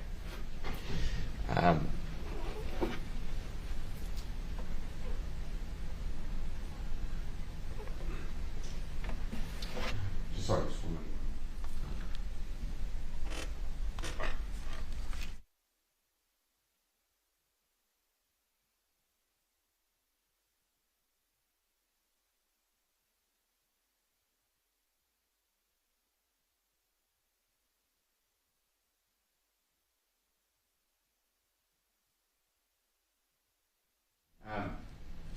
All right.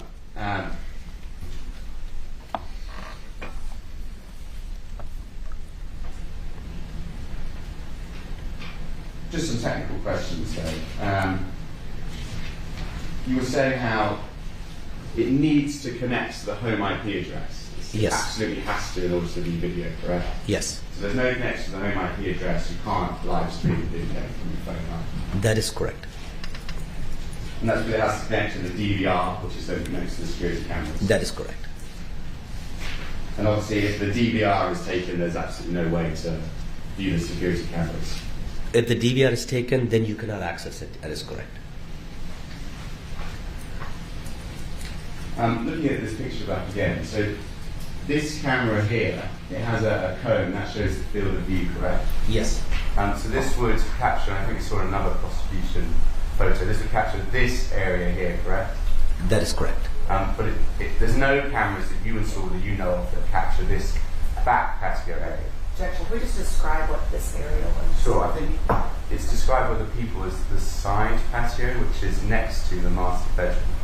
And there's another photo that I'll put up. No, just for the record. Oh, okay. So to be clear, I was describing the top corner camera and saying that it captures the side patio, which is by the master bedroom. Is that your understanding? That is correct.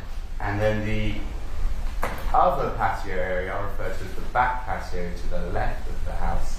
You are not aware of any cameras you installed or in existence that capture this? Yes, I don't recall that.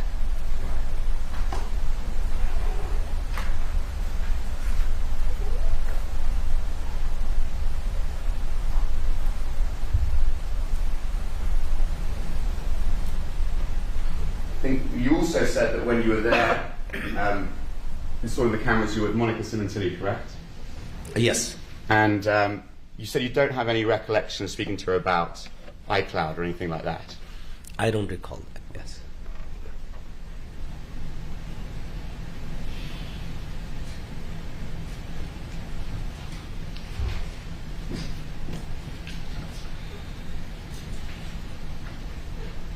Now, you talked about how you had some certain text with Monica Sementilli throughout the process, correct?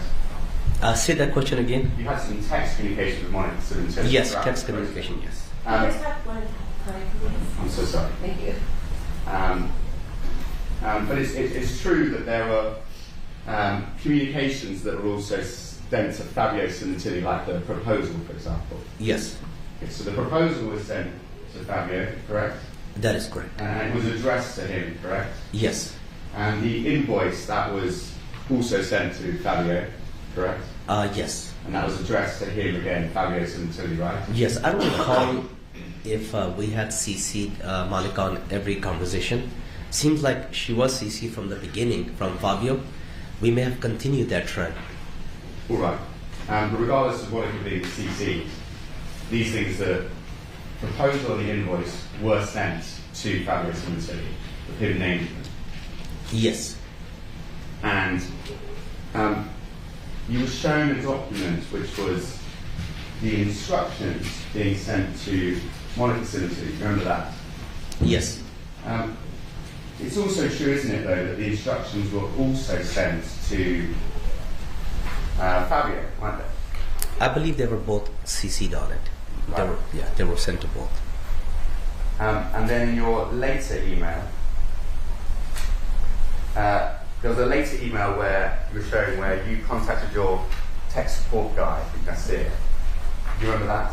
Yes, And Fabio's also CC'd on that, isn't it? yes, So there were multiple communications with Fabio throughout this process, correct? email communication. Yes, Yes.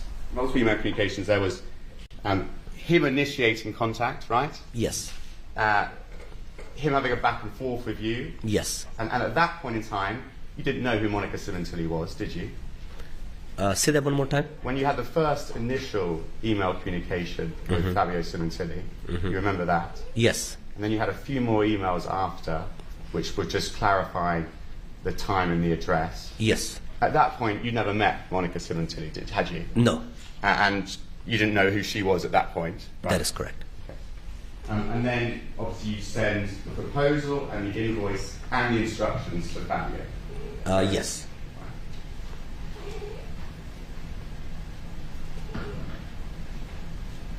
Okay, I just want to go back just briefly. You talked about looking at photos which seem to confirm something about the intercom camera, correct? Right? yes. Do you still have these photos? I don't recall it at this point if we have it. I usually have this information in our computers. Were they ever provided to the police? I don't recall it.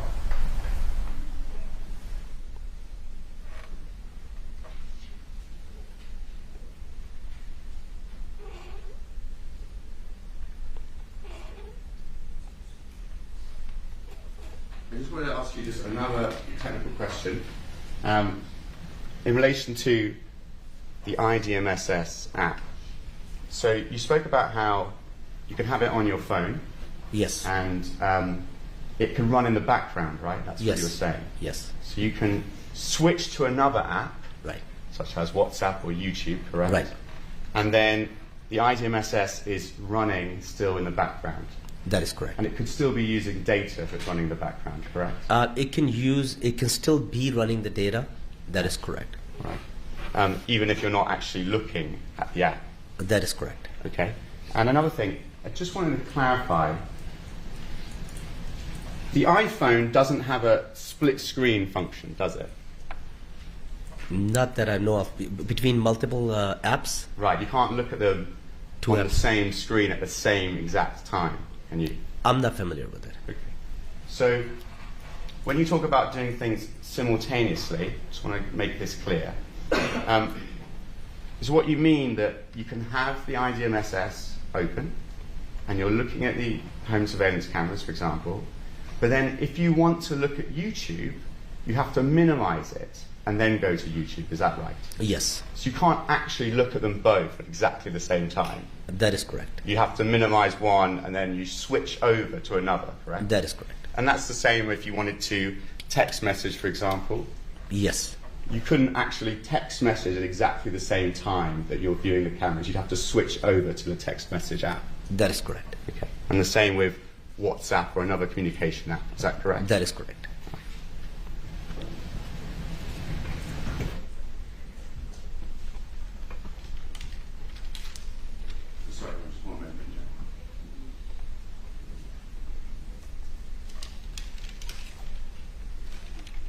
No further questions, Peter. Anything further by the people? Just quickly, 128, we're talking about the email from Fabio. That's the one email you got from Fabio. The first email, yes. Right. He never asked for remote access. I think it was my misunderstanding. Did he ever ask for remote access? Actually, it was my misunderstanding. I apologize. Apparently not. Okay. And in fact, after this first email, did Fabio respond to any of the emails? If he responded to any of the emails? Yeah, we went through all the emails. Yes. Did you see Fabio responding to anything after we first set up the date of the installation, or the date of the estimate? No, that was interesting actually. Up to the point the estimate was provided, even the approval did not come from him. Who approved it? Monica. Okay. And then 138, again, the surveillance, when the instructions were sent, they were sent just to the defendant on how to download that app.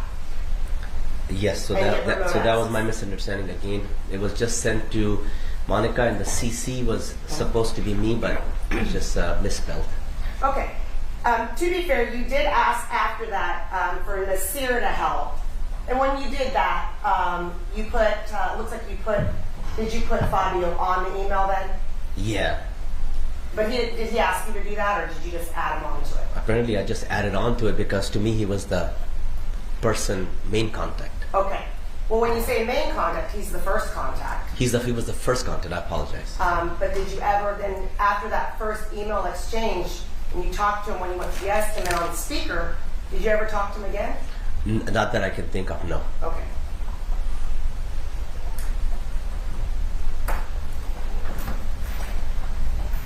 And the same thing with 135, the proposal. I know defense was asking if you sent it to Fabio, but in fact, you have Monica on the proposal as well, correct? Yes. Up here, the calmati-mo@hotmail.com. Yes. So you included both of them in the proposal when you attached it. That is correct. Same with the invoice? Same with the invoice. Yes. Both of them were included in the invoice. That is correct. When you sent it to him. Those cameras, we talked about being able to move them. When you installed the new ones, did you put them in the same place as the old ones? I believe it did.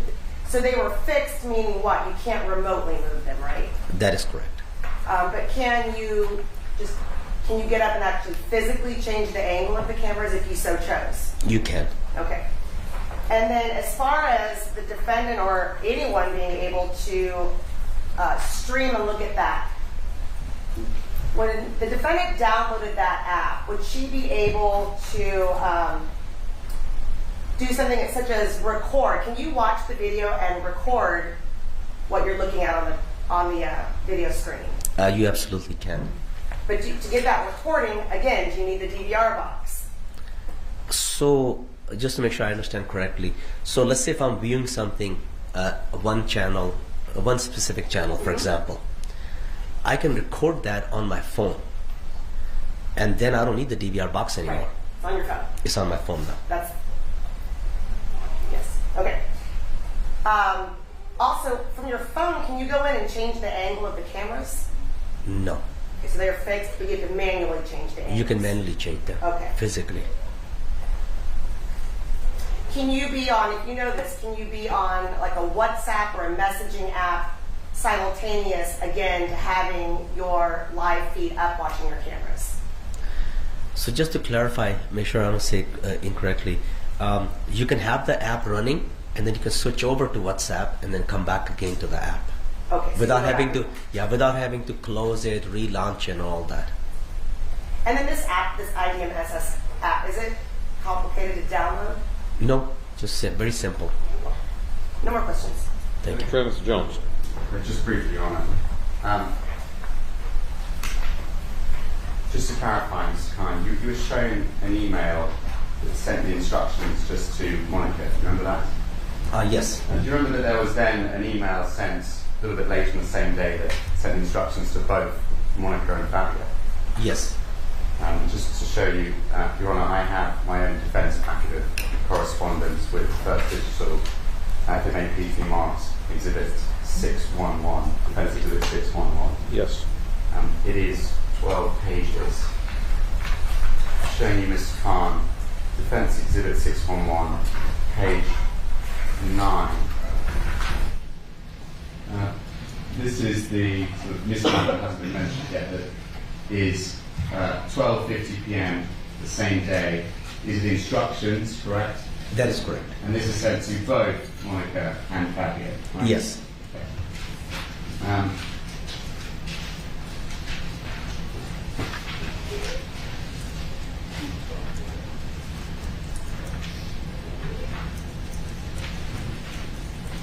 You send the proposal before you go to the site, correct? You send a proposal for what you're offering. After I close. After you said, okay, that's fine. And as part of that proposal, it talks about having remote access, correct? Yes. And so it was part of this installation that you were doing that remote access would be offered, right? That is correct. And as you said, that is a common and popular thing that is asked for. Correct? It is. Right, thank you very much. No further questions. Anything further by the people? No. Thank you, Mr. Khan. You're excused. Thank you. 2 minutes. And for the record, say and spell your first and last name, please. Andy Chang, ANDYCHANG. Thank you. Sir, can you tell us how it is that you're employed? I am a detective with the Los Angeles Police Department. And how many years have you been so employed? Approximately 18 years. Okay. And where are you assigned currently? I'm currently assigned to Risk Management Legal Affairs Division. Okay. And previously, between 2014 and 2017, do you recall where you were assigned then? I was working the Gang and Narcotics Division. What is the Gang and Narcotics Division? It's a division where we mainly focus on gang crimes and narcotics crimes. Okay. Is it also a unit that handles surveillance? Our specific unit, yes. We were the gang field unit, and we assisted homicide detectives with either surveillance or apprehension of people at interest for the homicide case. Okay. And that would include gang members and non-gang members? Correct. In various homicides, correct? Yes. All right. And what type of surveillance operations did Gangs and Narcotics Division run back when you were there between 2014 and 2017? For surveillance, we have plainclothes surveillance and undercover surveillance. Plainclothes being you still identify yourselves as police officers with either police raid jackets or some type of police insignia on yourself to identify yourself as a police officer. And the undercover surveillance would be without any insignia of police at all. You're not identifying yourself as a police officer. You are acting like a normal citizen, conducting surveillance on whoever the target is. All right. I want to direct your attention back to February 21st of 2017. Were you called out to be a part of a undercover operation by your supervisor at the time? Yes. And who was that? It was a Detective Richard Jaramillo. Okay. And approximately how many individuals were involved on February 21st in this undercover operation? It was 5 officers and detectives in total. Okay.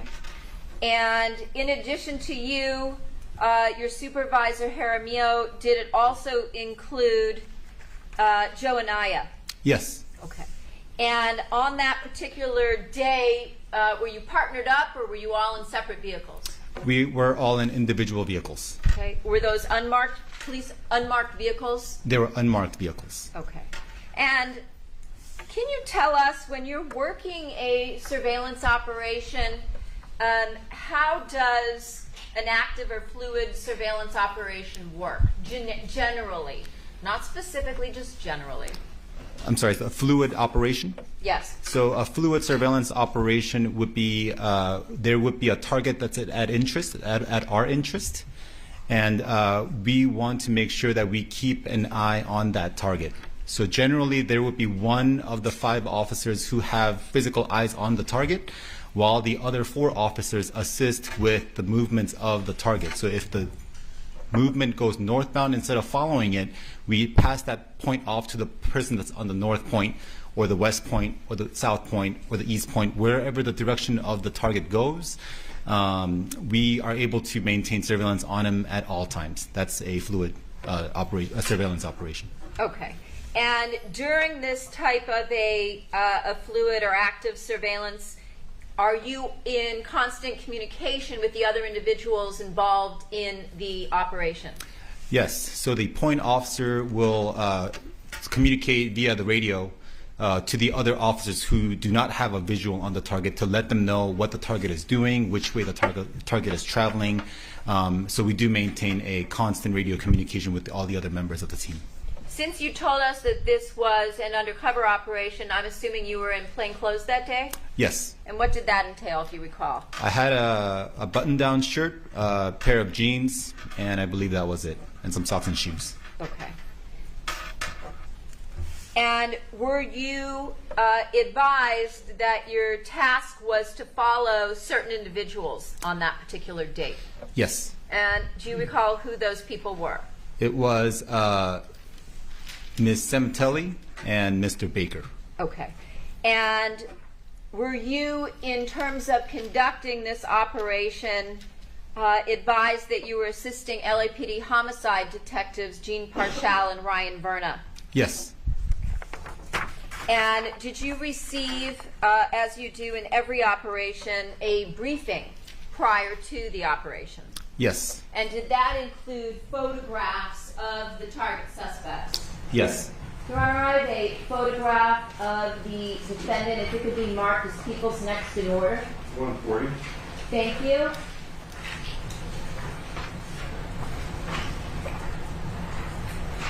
Showing you Exhibit 140. Were you shown a photograph such as this Yes. of the defendant? Yes. And were you also shown a photograph such as what you see here in Exhibit 14 with respect to Target Baker? Yes. And what was your goal or task on this particular day in February? On that particular day, our mission was to locate Mr. Baker and find out where his residence was. Okay.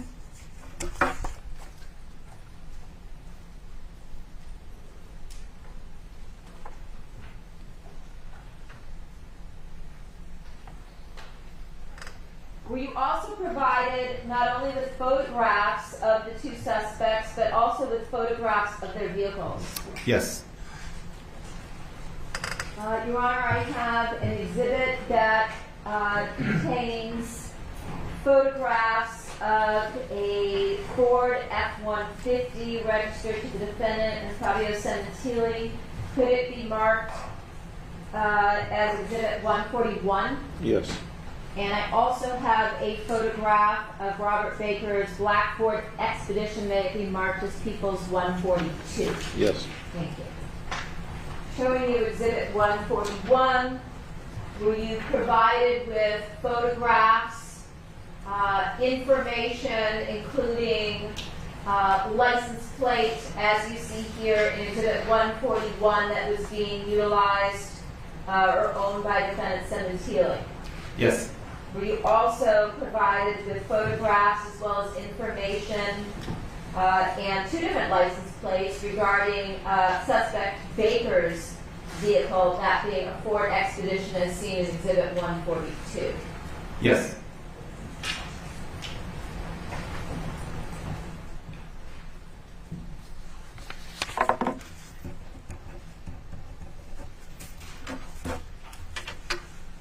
On that particular day, were you notified by your supervisor, Rich Jaramillo, that the suspects were in the Hollywood area?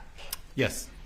And prior to that date, had you placed a tracker on defendant Sementilli's, bless you, Ford F-150 as seen in Exhibit 141?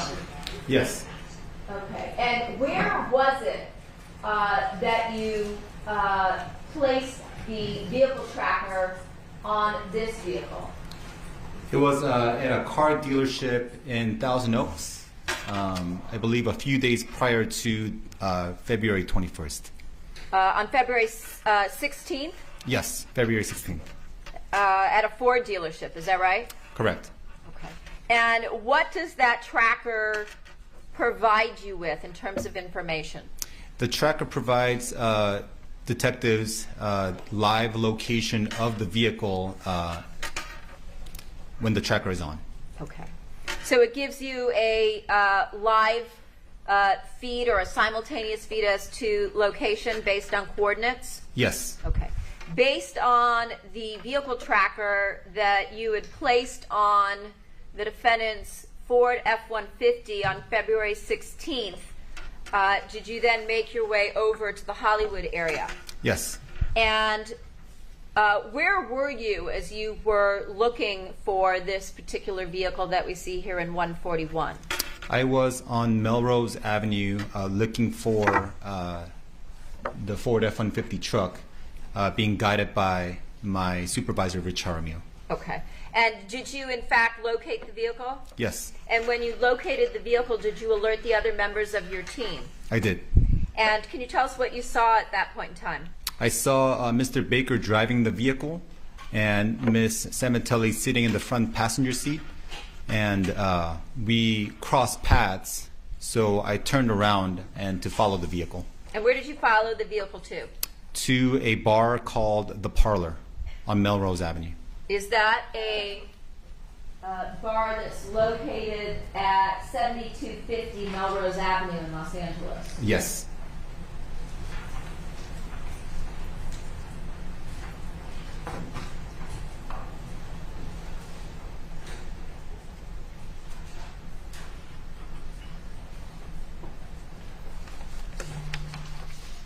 Your Honor, I have a series of 4 different photographs from the parlor bar. May they be marked collectively as People's 143? Yes. And there is numbers in the bottom left corner, numbers 5 through 8. Very good. Approximately what time at night was it when you saw Baker drive the defendant's vehicle up to the parlor bar? It was around 8:50 p.m. Okay.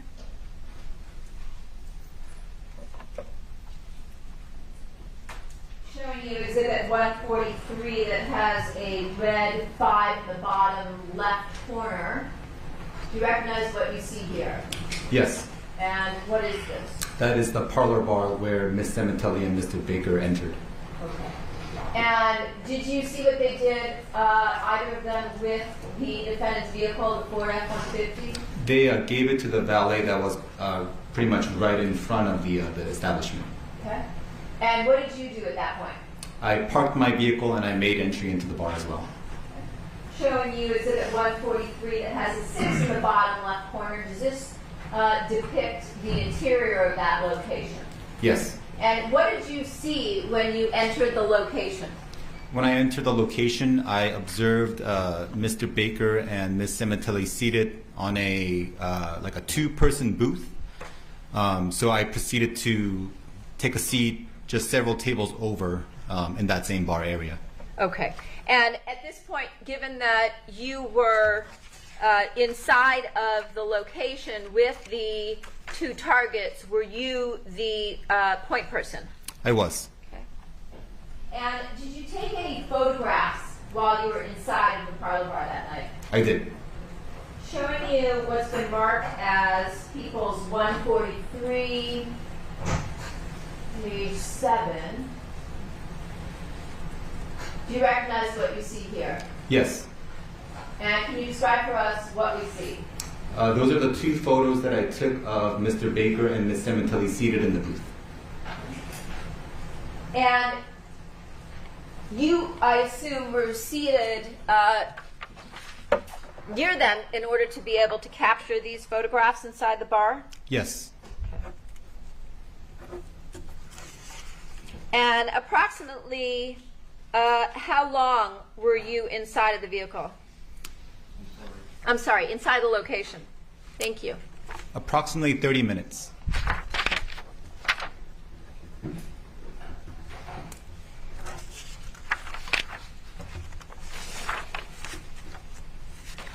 And can you describe what each of the individuals was wearing? Objection. Overruled. Yes, Mr. Baker was wearing a black leather jacket and a pair of jeans, I believe with some black boots. And Ms. Sementilli was wearing a black evening dress skirt type. And yeah. And did you notice any facial hair on Mr. Baker that night? Yes, Mr. Baker had a goatee. Okay.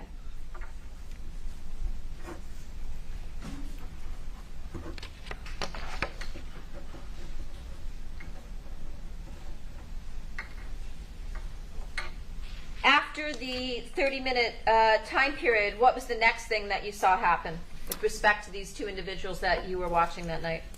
Mr. Baker and Ms. Sementilli proceeded to walk out of the bar, and they went to the valet stand to retrieve their car. Okay.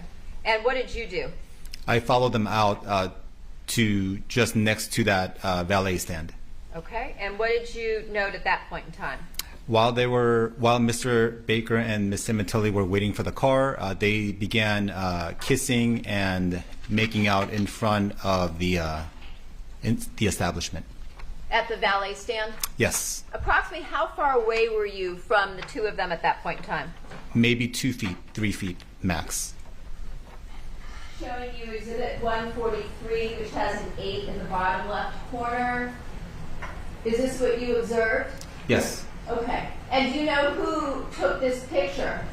My supervisor, Rich Jaramillo, took the picture from across the street from his vehicle.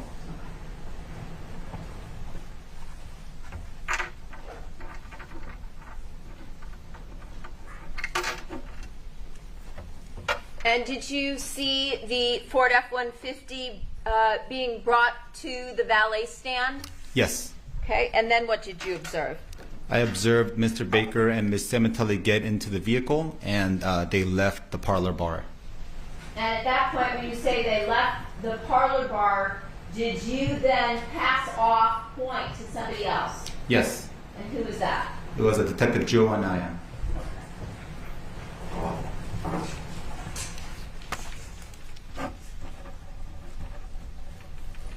At some point after that, based on the communications between your unit, did you go to another location? Yes. And where was that? It was the Dime Dive Bar on Fairfax Avenue. I have a photograph of the exterior of that location that is being marked as People's 144. In May.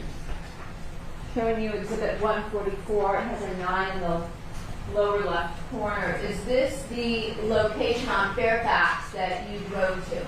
Yes.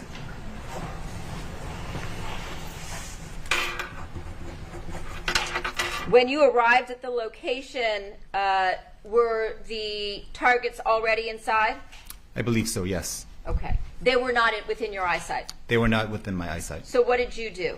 I parked near an alley, further away from the bar, just listening to my radio communication of what the team was doing. Okay. Subsequently, did you receive communications that they left that location? Yes. And where did you go at that point? The vehicle traveled westbound on the 10 freeway, then to the 405 north, and it had exited on Sepulveda Boulevard. And is that where you went? Yes. And once you exited onto Sepulveda Boulevard, did you follow the vehicle, the Ford F-150, somewhere?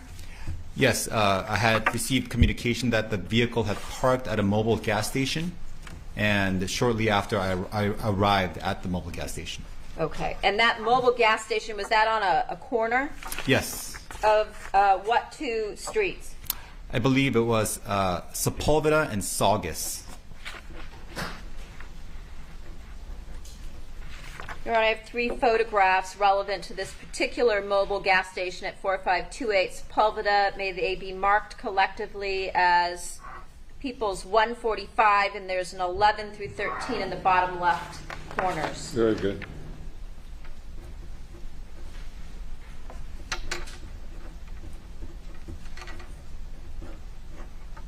When you got to the location, what did you see?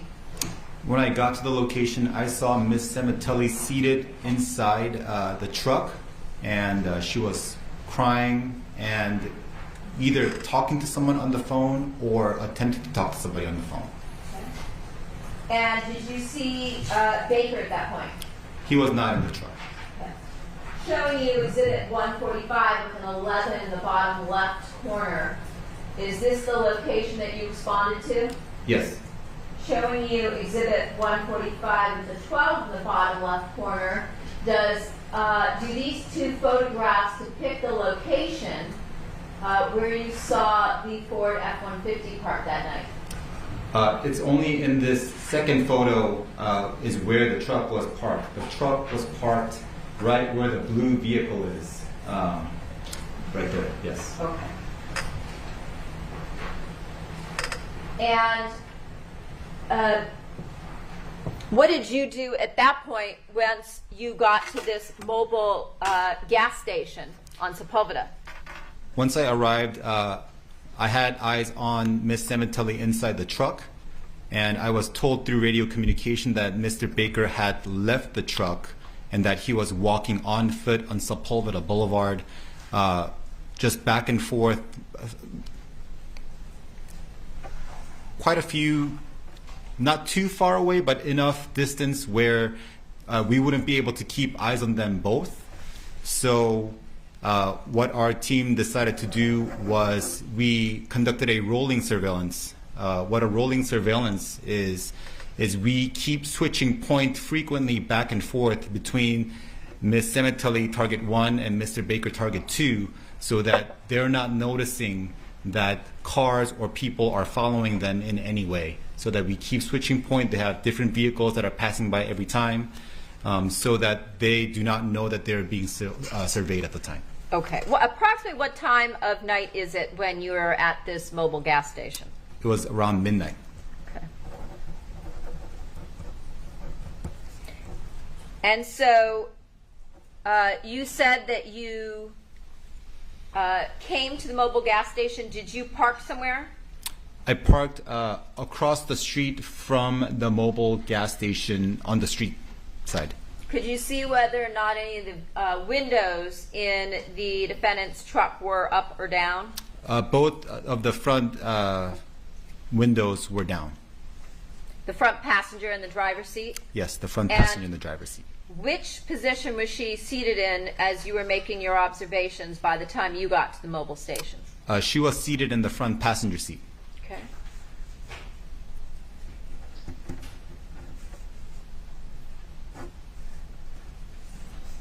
And you said that you could hear her crying Yes. and talking?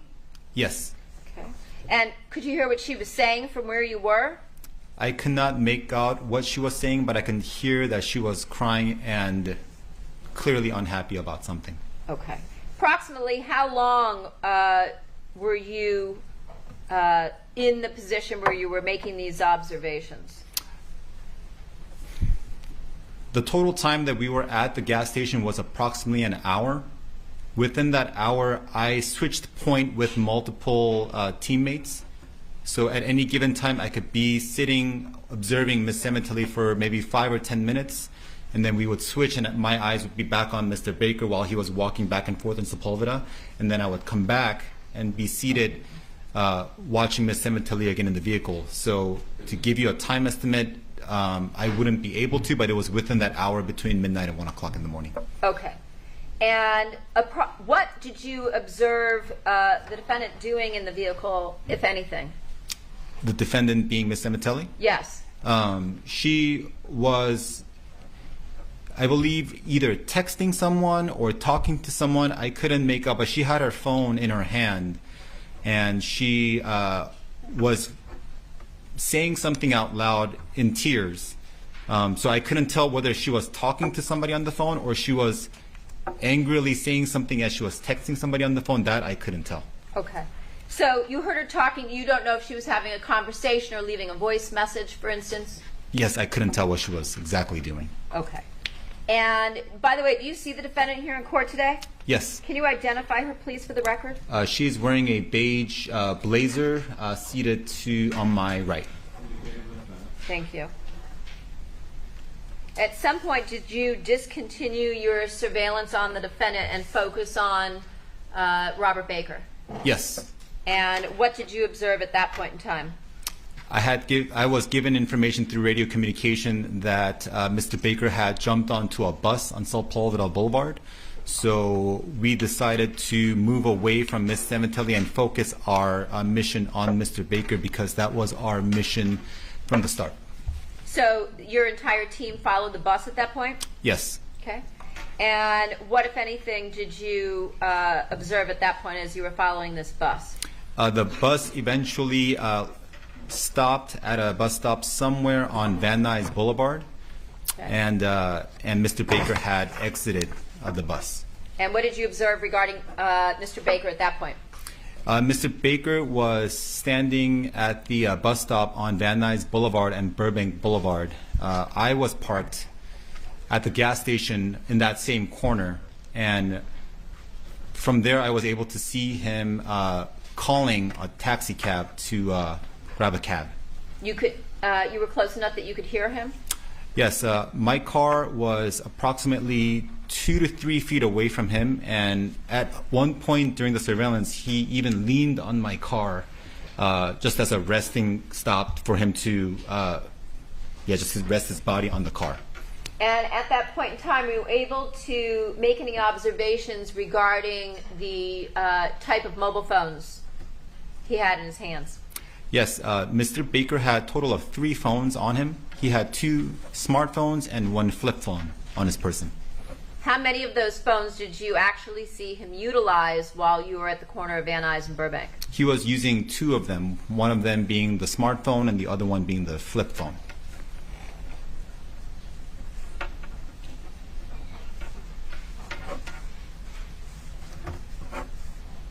And from your location, given that he was leaning on your car, could you actually hear him calling Yes. these cab companies? Yes. And at some point, did you observe a cab come and pick him up? Yes. And at that point, did he drive out of sight? Yes. And what did you do? Then we and myself, we all followed him, followed the cab that he was riding in. Okay. And at some point, were you advised by another member of the team following the cab where Mr. Baker was dropped off that night? Yes. And in response, did you drive to that location? Yes. And was that a location in Glendale? Yes.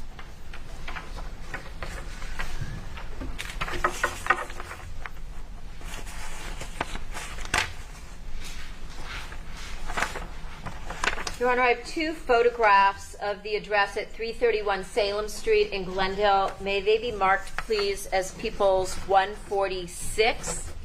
There's a red 3 in the lower left-hand corner of 1, and a red 4 in the lower left-hand corner of the other. Showing you Exhibit 146, is this the location that you went to after receiving information regarding where Baker was dropped off? Yes. Showing you 146 that has a 4 in the bottom corner. The first one had a 3 in the bottom corner. Do these appear to be also photographs of the front entry area into that apartment building? Yes.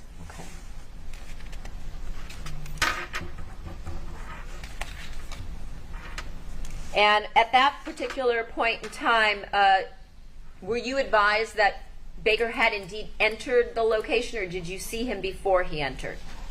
I did not observe it myself. My teammates told me that he had entered the building. Okay. And what did you do at that point? I was told that we were going to place a tracker on his vehicle if his vehicle was in the garage. Okay. So I exited my vehicle, entered the building, and into the garage of the building. And approximately what time was this? It's approximately 2:20, 2:30, somewhere around there in the morning. So at this point, we're talking about the date of February 22nd? Yes.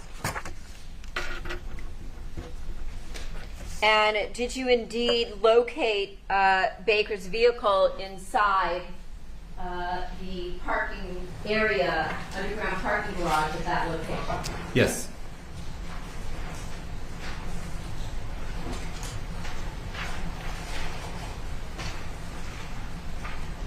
And again, that was the same vehicle that we saw in People's 142?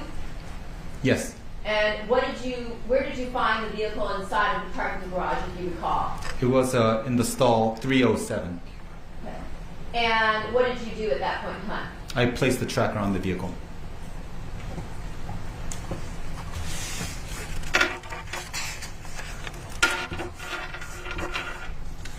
And at that point, did it have the license plate on it that we see in the upper left corner that starts with a D? Yes. And by placing that vehicle tracker, did that allow you to maintain information as well as the homicide detectives with respect to where the vehicle went? Yes. Okay. Thank you. I have nothing further. Hey, Cross. Thank you. Good afternoon. Good afternoon. I just had a couple of questions. Your SISS unit at the time, Objection, Stacy Evans. I'll wait for the end of the question. you were working in your capacity as a detective with the gangs and narcotics unit? I was an officer at the time. Okay. And you were asked to conduct surveillance on individuals that you understood had been targeted for investigation, correct? Yes. And those individuals who'd been targeted for investigation had been targeted by these detectives you spoke of, Detective Parshall and Verna? Yes. Okay. And those two individuals included Ms. Sementilli, correct? Yes. Okay. And on how many occasions, Detective Chang, did you surveil or observe Ms. Sementilli?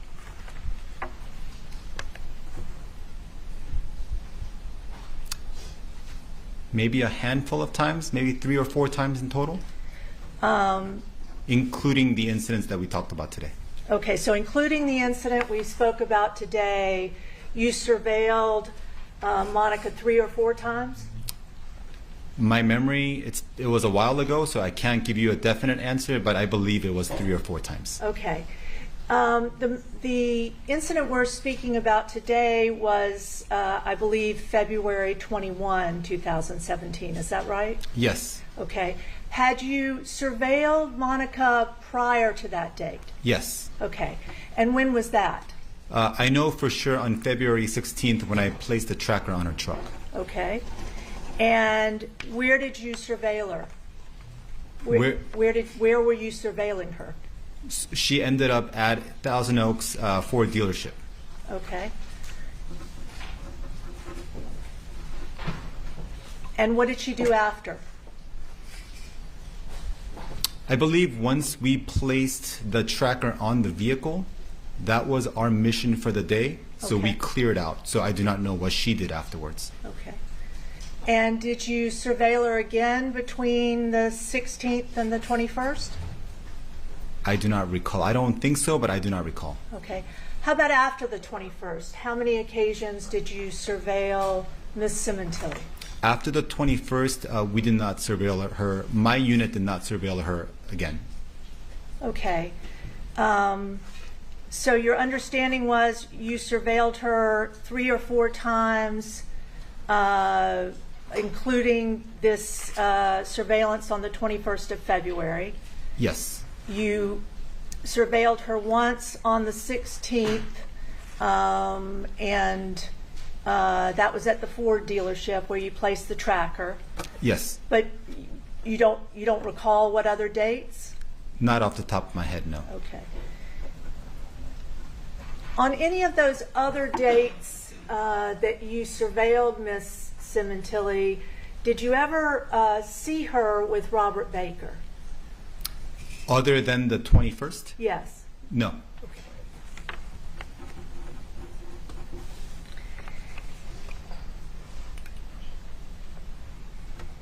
Detective Chang, you talked a little bit about watching as you observed Ms. Sementilli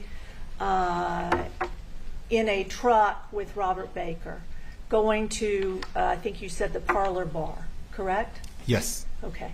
And am I correct that Ms. Sementilli wasn't driving the truck, it was Mr. Baker? Yes. Okay. And when the truck, I think you said, was valeted, Mr. Baker got out of the driver's side of the car? Yes. Okay.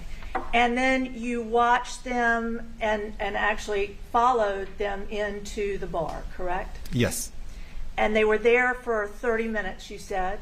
Yes. Okay. And then when they left, Mr. Baker was also driving the vehicle? Yes. Okay. And then the next time you were able to observe the two of them was at this dime bar, correct?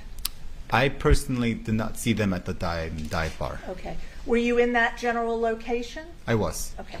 But didn't observe them and then next actually observe them at this gas station you described, correct? Correct. Okay. And when you arrived at the gas station, Detective, was Miss Sementilli alone in the car or with Mr. Baker? When I had arrived, she was alone in the car. Okay. And you said she was in the passenger seat? Front passenger seat, yes. Front passenger seat. And did you make any report of your observations that night? I did not personally, but Detective Joe and I completed a chronology of the event. Okay. And you were able at some point to review the chronology he wrote of that event? Yes. Okay. And was it accurate based on what you observed? Yes. Okay. And I believe you testified earlier that when you were observing Miss Sementilli, you saw and heard her crying. Is that right? Yes. Okay. Now, you were with Detective Anaya at this point? Can you define with? Were you in the same location? We were in two different vehicles, but we were working the same operation. Okay. And so Detective Anaya was parked in a vehicle, correct? He, at points of the surveillance, yes. Okay. I'd like to draw your attention to the point at which you were testifying about seeing Monica Sementilli crying. Do you know where Detective Anaya was when you first observed that? I do not know where Detective Anaya was when I observed Sementilli crying in the car. Okay, and where were you? I was across the street from the mobile gas station, directly looking at the opened front passenger window of the truck. Okay, so the truck was parked inside the mobile gas station parking lot? I believe it is their parking lot, yes. Okay. And you were across the street looking towards the vehicle, the truck, where Mrs. Sementilli was? Yes. Okay. And you said that you were able to see from that distance clearly she was crying? Yes. And I can hear her crying because my window was down as well. Okay. So from across the street you could also hear her crying? Yes. Okay. And you observed this occurring for how much time? I think the chronology says, let's see. Well, you tell me, how long? Yeah. Are you withdrawing the question? Yes, withdraw. Detective Chang, for how long did you observe Ms. Sementilli crying? Like my previous testimony, it was about an hour's length in time that I was there between the mobile gas station and following Mr. Baker during a rolling surveillance. So I would say when I was parked in front of her I could at least testify to 5 or 10 minutes of her crying when I was at scene with her observing. Okay. Did you leave to break off to go after Baker while she was still crying? Yes. Okay. So you don't know how long she continued to cry, if she did? In total, I do not know. Okay. And you mentioned that you thought she was attempting to text or make a call?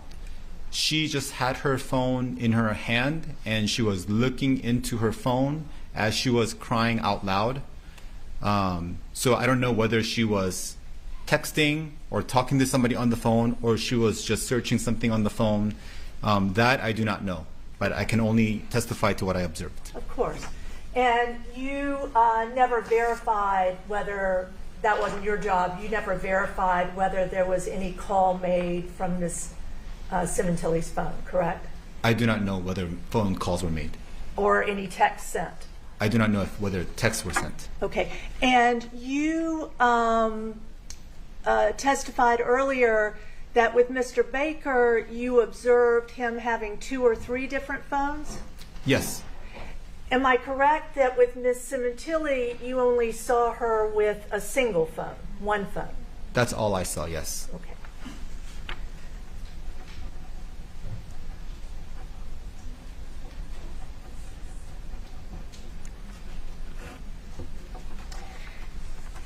And if someone, if Detective Anaya described Ms. Sementilli as crying uncontrollably, would that be a fair representation of what you saw? I'm going to object to Sue's facts, not an evidence. Sustained. The crying you saw was in the vehicle, correct? Was she in the vehicle? Yes. Yes, she was in the vehicle. And Mr. Baker was nowhere around? Mr. Baker was not in the vehicle. Okay, thank you. Anything further by the people? No, thank you. Thank you, Detective Chang. You're excused.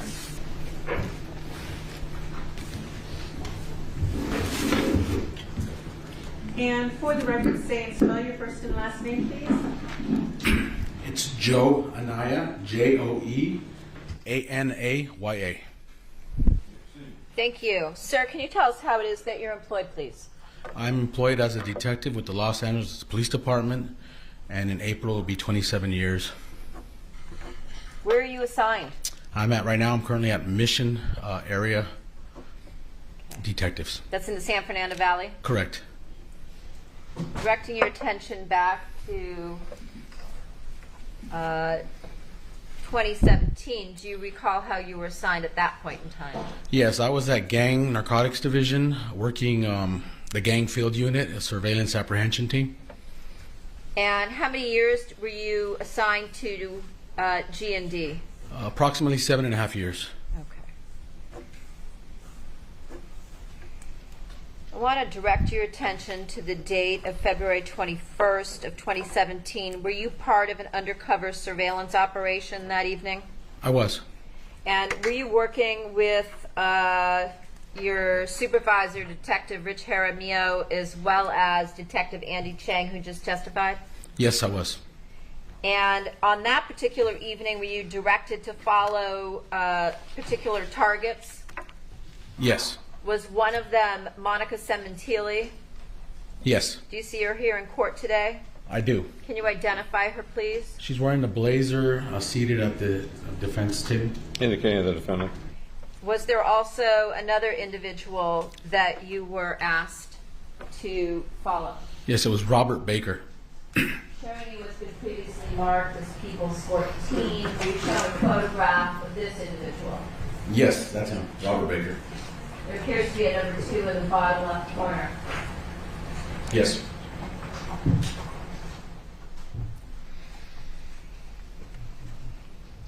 Now, had you also previously followed the defendant to a Ford dealership on February 16th of 2017? Yes, I did.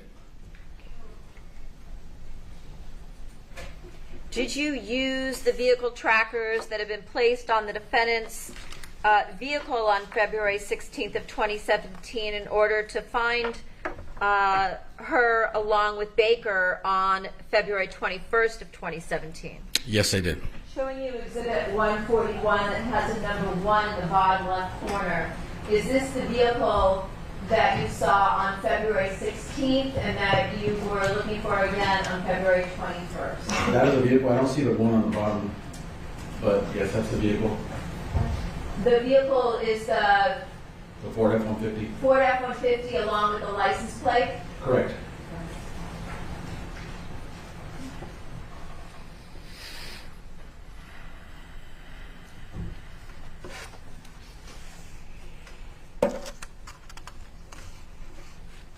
At some point in time on the night of February 21st, did you find the defendant's black Ford F-150 that we just looked at? Yes. Okay. And when you saw her vehicle that night, did you also call Detective Parshall to alert him? Correct. All right. How were you dressed on the night of February 21st? I was wearing civilian clothing. Normally I'd wear just regular attire, jeans, t-shirt. Okay. And were you also driving an unmarked vehicle that night? I was. The first time that you saw the defendant on the night of February 21st, where was that? That was on Melrose at 7230 Melrose at the Parlor Restaurant at approximately 8:50 p.m.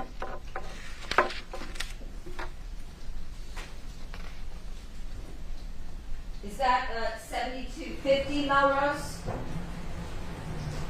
It could have been 7250 on the corner. Let me ask you this. Looking at Exhibit 143 that has a 5 in the bottom left corner, is this the location that you responded to on February 21st? That's it.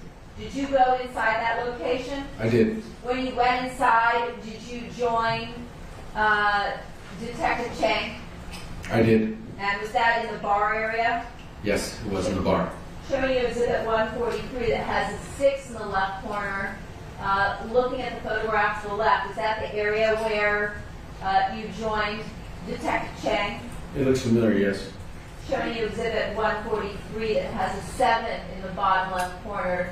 Is this what you observed with respect to the defendant and Baker when you went into that location that night? Yes. Now, at some point, did you follow them to another location? Yes, to 442 North Fairfax in the city of Los Angeles. And what location was that at the time? That was the Dime Dive Bar. That's what it was called, the Dime Dive Bar. Showing you Exhibit 144, these two photographs appears to have a number 9 in the bottom left corner. Is this the location you followed them to? That's it. Okay. And when you followed them to this particular location, did you go inside or did you stay outside? I stayed outside. I parked across the street and maintained visual on the front door. Okay. You said you were the point person? I was the point person monitoring the front of the location. Approximately what time did the defendant and Baker arrive at this location? Approximately 10 p.m. Okay. And about 30 minutes later, did you make some other observations? I did. The defendant exited the front door of the parlor bar onto Fairfax. Your Honor, at this time, the defense will object as irrelevant, cumulative, based on Detective Lerner's discussion of this already in testimony, and improper character. Overruled. Go ahead. I saw her exit the front door. She sat down at the bench area that's in front of the location there. And the location here, the bench? Correct. That we see in the photographs to the right, like a wooden bench? That's it right there. Okay. She sat down, and at some point he appeared to be a security guard / host, male black, about 40 years old, walked up to her. They sat down next to her. They talked, and their interaction lasted about 10 minutes as she smoked a cigarette. I'm sorry? As she smoked a cigarette. And as she was smoking a cigarette, you saw her talking to the security guard or bouncer? Yes. And what did you see, if anything, her do? Objection, irrelevant, improper character evidence, and cumulative. I believe I ruled on this. Again, it's overruled. Go ahead. What I saw was them talking. She began to use her right hand, and as he sat to the right of her, she began to caress his inner left thigh. Okay. Did you see her doing anything else with respect to this bouncer? Yes, she used her right hand and began to rub the back of his neck.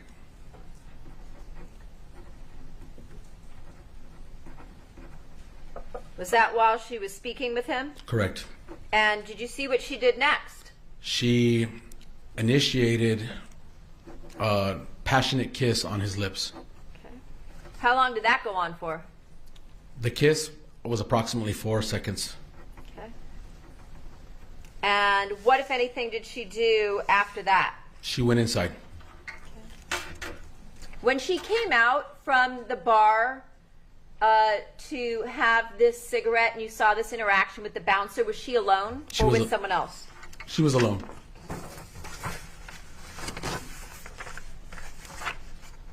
What was the next thing that you saw from your vantage point? About 10:53, Robert Baker came out alone. He went to the valet to retrieve the pickup truck, the F-150, and then he drove to the rear alley, and my team advised me that he was trying to find a parking spot in the rear alley. Okay. And at some point were you advised that he went back inside the bar? Correct. He went inside the bar, out of view for about an hour. Okay. Somewhere around 12 a.m. midnight? Correct. Did you see something else? I did not see. I was advised by my team, Detective Whitney, that they re-entered the pickup truck. Baker was driving. The defendant was in the front passenger seat. And at that point, we resumed our surveillance in the vehicles and followed them. When you said they, are you referring to the defendant and Robert Baker? Correct. Okay. And were you advised that they came out from the back door and then entered the defendant's vehicle? Correct. Okay. And did you see where Baker drove at that point?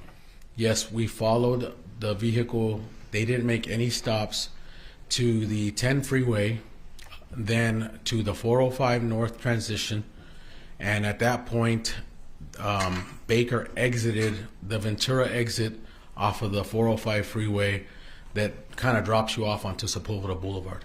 Okay.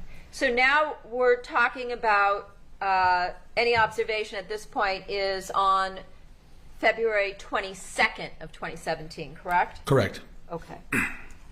And did you observe him stop the vehicle at some point? Yes. He came to an abrupt stop in the mobile parking lot at 4528 Sepulveda Boulevard. And then he immediately got out of the vehicle, slammed the door, and briskly walked away eastbound on Dickens Street. Okay. Showing you Exhibit 145. Do you recognize what you see here? Yes. Is this the mobile station that you followed the defendant and Baker to? Yes. And when you said he stopped in the driveway, is this the driveway area? It was more onto the flat surface in the mobile, like where the blacktop is at. To your left a little bit, right around there. Okay. And did you see where he parked the vehicle? It was right where your finger last was. Okay. Showing you Exhibit 145. The one we were pointing to was 145. It has an 11 in the bottom left corner. Now I'm pointing to 145 that has a 12 in the bottom left corner. Okay. Does this photograph, these two photographs, depict the location where eventually he parked the Ford F-150? No, the other one showed where he parked. Later on, she moved the car, which was what you were showing me. But right here on this photo is where he stopped in the middle of the pumps, a little bit to your right, around that area right there. Correct. Okay. So at some point, after you saw him get out of the vehicle from the driver's side, did you see what the defendant did? The defendant, later on, she moved the vehicle to that other spot that you showed me. Looking at 145 with the 12 in the bottom left corner. Correct. Is this the location where the defendant then parked her vehicle? Yes, where that blue car approximately would have been. Okay. Showing you exhibit 145 that has a number 13 in the bottom left corner, just to orient us. The area that I'm pointing to in the bottom left corner, would that be the same area that we see in 145, page 12? Yes, it is. Okay. And so you observed the defendant get into the driver's seat and move the vehicle to this particular location as we see in exhibit 145, page 13? No, I didn't make that observation. Okay. You were advised of that by others in your unit? Correct. I maintained surveillance on Mr. Baker. Okay. And did you see where Mr. Baker went? Yes, he kept walking eastbound on Dickens and through the neighborhood there. Very quiet, small street. And then eventually he kept walking very briskly to a north direction and ended up on Ventura Boulevard.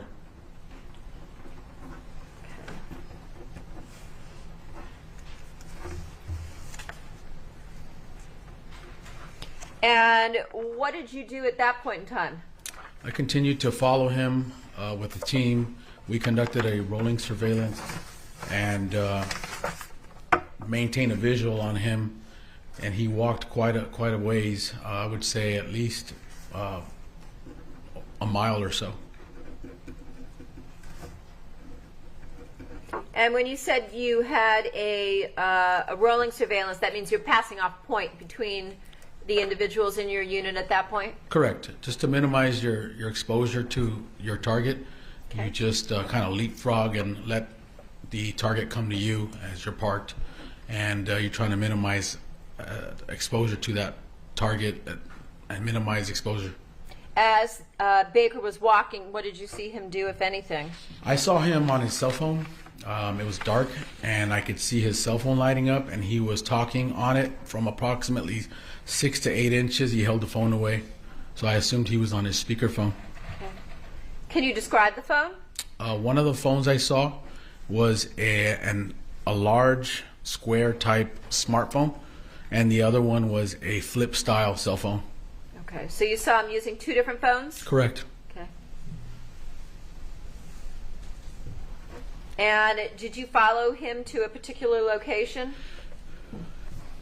I did. I went back to check on the defendant.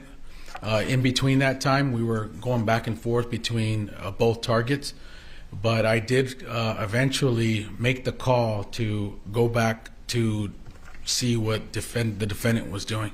Okay. And when you went back to see the defendant, was she in the still in the driver's seat at this point after moving the car? Yes, it was after she had moved the car to that spot off of Saugus. That side street is to the east is Saugus, and she was parked where the inner car was. I was parked right next to her, to the left of her. Okay. And did you have any windows in your vehicle down at that point? I did. I had my right passenger window open, which was the window closest to her window. That would be her driver's window? Correct. And could you hear what she was doing? Yes, she was crying uncontrollably. She was using her cell phone and looking down at it. I remember her saying, "I'm so stupid," and repeating that 3 or 4 times. Okay. And she was continuously crying.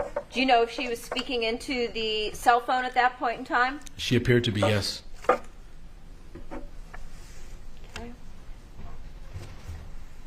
Could you hear her speaking? I could. Okay. After that, did you go back to a bus stop location?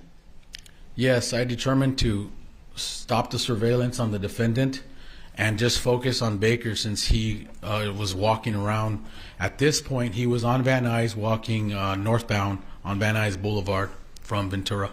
Okay. And did you see what he did there? Yes, he eventually got onto an MTA bus and took the bus north on Van Nuys Boulevard to Oxnard, and at that point is where he got off the bus. It wasn't that far, Okay. but he jumped on and then jumped off about 2 majors later. Okay. And what did you see him do at that point, if anything? He began to walk back towards the direction he came from, which was southbound on Van Nuys, and then eventually he came to a stop at the southeast corner of Burbank Boulevard and Van Nuys. There's a bus stop there, and I think that's also a mobile gas station. And at that same time, as he was walking, did you see whether he was using his phones again? Yes, he was using his phones and talking on 2 different phones.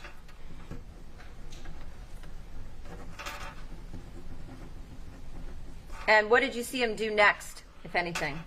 At that time, eventually I was alerted by a teammate that a cab company,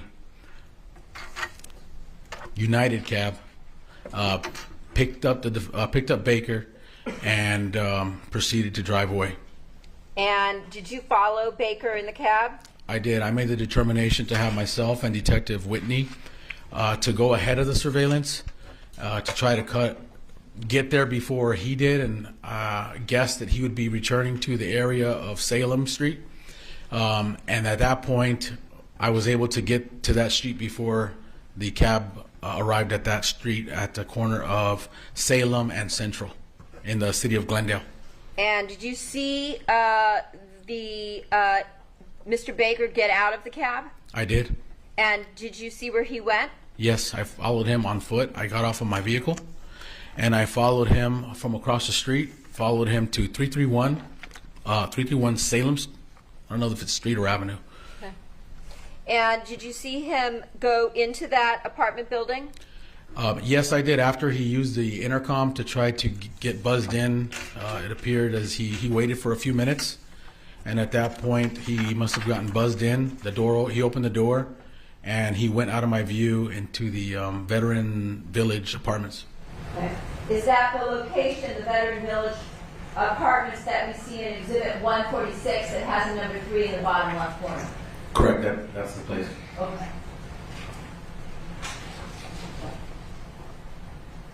Approximately what time was that? It was at approximately 2:30 p.m. In the morning on February 22nd? Correct, 2:30 a.m. Thank you. I have nothing further. Make Russ. Thank you. Detective and I think I just heard you say that you, when you were following Mr. Baker at the end of your testimony, you had assumed he was going back to the Salem address, and that's how you knew where to go? Correct. So you already knew where Mr. Baker was residing? No. Well, why did you assume he was going back to that address? Because earlier in the day, around 8 o'clock p.m. on the 21st, is when I was monitoring the GPS tracker on the defendant's truck. Mm-hmm. I saw that she was headed in an easterly direction, and at that point, I figured she might meet up with Mr. Baker. Okay, I'm curious. I'm sorry, I'm going to let you I'm finish. sorry, I should have continued. So then when I was monitoring the cell phone and getting the team together to conduct our operation, I continued monitoring the phone, and I saw that she had stopped in the area of Salem and Central in that vicinity of the 300 block of Salem. Okay, so you had actually surveilled Ms. Sementilli earlier that same day? No. I was using the electronic device and monitoring her activity from there. Okay. So that kind of surveillance, yes, but not physical. Okay, so you don't know if Robert Baker was driving the truck or Ms. Sementilli was driving the truck. All you knew was from the tracker that the truck was at that location, correct? Yes. Okay. And had you surveilled Ms. Sementilli prior to February 21st? I did. Okay, on how many occasions? Just on the 16th of February, a few days before. Okay, and that was the only time before the 21st? Yeah, I can remember that was the only time on the 16th. Okay, and how about after the 21st? On how many occasions did you surveil Mrs. None that I Sementilli? could remember. Okay, and am I correct that the way that you write down anything you feel is important from this surveillance is you wrote, in this case, a chronological log? Is that correct? I did. Okay, and you did it specifically for what you observed on February 21st that you felt was important? Yes, that I felt was important, that was relayed to me either through my team or from my own observations, correct. Got it. Okay. And am I right that when you first observed on the 21st, seeing Robert Baker and Monica Sementilli, Robert Baker was driving that truck, is that right? Yes. Okay. And you observed him drive that truck to this parlor bar, is that right? I just observed him in front of the parlor bar. I didn't see him drive up to it. Okay. That's when I first spotted them, was at the parlor bar. Okay. And did you surveil him getting out of the vehicle? Yes. And he got out of the driver's side of the vehicle? Yes. Okay. And then you testified earlier, we don't have to go through it, but you were there approximately 30 minutes and saw the two of them inside, correct? Correct. And then you saw them leaving, and did you observe them leaving at the valet? I did. Okay. And you saw them engaged in a kiss? I did, from the inside of the establishment. They had a large window, and I was inside. They were outside. I had a clear, unobstructed view of both of them hugging and both of them kissing multiple times. Got it. Okay. And then you followed them over to this establishment, the Dime? Correct. Okay. And let me ask you a question.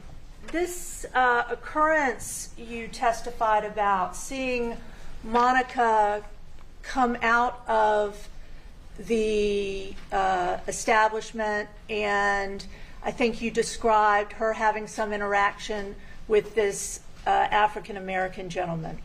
Yes. You observed that. I did. And you were able to see clearly what occurred, correct? Yes.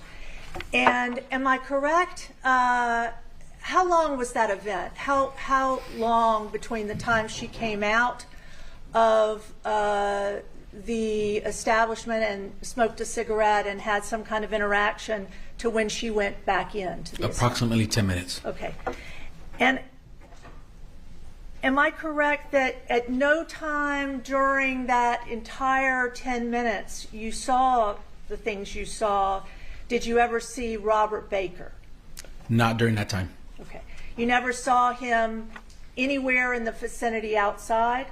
No. And you never saw him anywhere in the vicinity inside the bar? You were not inside the bar? Correct. None of us were inside. Okay. And Detective, after you followed Mr. Baker driving the truck with Ms. Sementilli inside, you testified about seeing him stop the vehicle at this mobile gas station, right? Yes. And you saw him slam the door and storm away? Yes. Okay. And the next time you ever saw Mr. Baker was heading towards this residence in the Veterans Village, correct? No. I followed him immediately from when he left the truck and continued to follow him while he was on foot and I was in my vehicle. Okay. But you followed him as he was headed towards the Veterans Village? Not necessarily. That eventually happened. But in between, about an hour and a half worth of him walking to Van Nuys Boulevard, northbound got onto a bus, like I mentioned previously. Right. And then jumping on the bus, getting off the bus, walking back. That took well over an hour for all that to happen. And then eventually is when the cab picked him up. And then he proceeded to Salem and Glendale. Got it. I wasn't clear, and I apologize. No, sorry. I wasn't. He didn't go any other location other than between where you first saw him after he left the truck and Valley Village. He didn't make any other stops. Not to talk to anybody, if that's what you're insinuating. He didn't talk to anybody, he didn't stop anywhere else. He did the things I had previously mentioned, though. He took the bus, then he took the cab and Correct. went to Valley Village. Correct. Okay, now.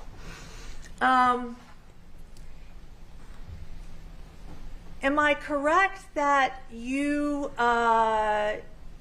testified that you saw from very close up, sitting right beside Miss Sementilli, her crying uncontrollably? Yes. Okay. And that was because you pulled into a parking space, I think you described it as a stall, right beside Miss Sementilli? Correct. And at this point, she was no longer in the passenger seat, she was in the driver's seat, correct? That is correct. Okay. And Detective, you specifically, when you pulled in, you were there monitoring Monica Sementilli, correct? Yes. Okay. And you were parked immediately to the left of her? Yes. Okay. And her window was down and your window was down? That is correct. Okay. And you could both see and hear her crying uncontrollably? Yes. And she wept in a very loud manner? Yes. And she wept for approximately 20 minutes? I would say about 20 minutes. Okay. And you also said that while she was weeping and crying uncontrollably, she said a couple of times, "I'm so stupid, I'm so stupid." Yeah, at least a few times. Okay. But you weren't sure, you saw a phone, but you weren't sure whether she was on the phone, was texting, or making a call. It sounded like to me she was either talking to someone or leaving a voicemail, but trying to communicate, not just staring at her phone. Okay. And what did that phone look like?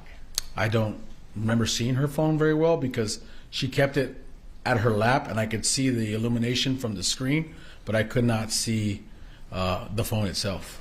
So at no time during this 20 minutes did you ever see a phone? No. And at no time did you later attempt to verify whether the phone was actually in use? Am I No. correct? And I actually did hear the phone ringing as well. Okay. Did you see her answer the phone? No, I saw her. It seemed like to me she was making the call. I never heard her phone ring. I could just hear the call going out, like ringing from her end, not from a cell phone. It's like a receiving end, more like an out calling end. So, you know when you have your phone on speakerphone? Yes, sir. So what you think you heard was a ringing as if her phone was on speakerphone in her lap, and she was trying to call somebody else. Yes. Okay. But you never heard the ringing, you never could determine whether anybody answered or she was actually ever talking to anybody? That is correct. Okay, got it.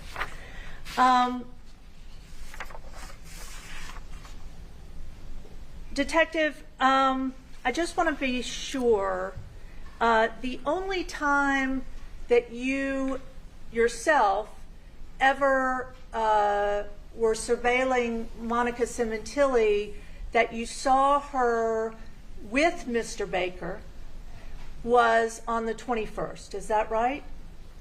The 21st into the 22nd. Okay. That was the only time of the times you surveilled her that you saw them? Together? Yes. Okay. Thank you. Nothing further. You're welcome. Anything further by the people? No, thank you. Thank you, Detective Anaya. You are excused. Thank you, Your Honor. And for the record, say and spell your first and last name, please. Steve Castro, Stevecastro. Thank you. Detective Castro, are you currently employed? I am.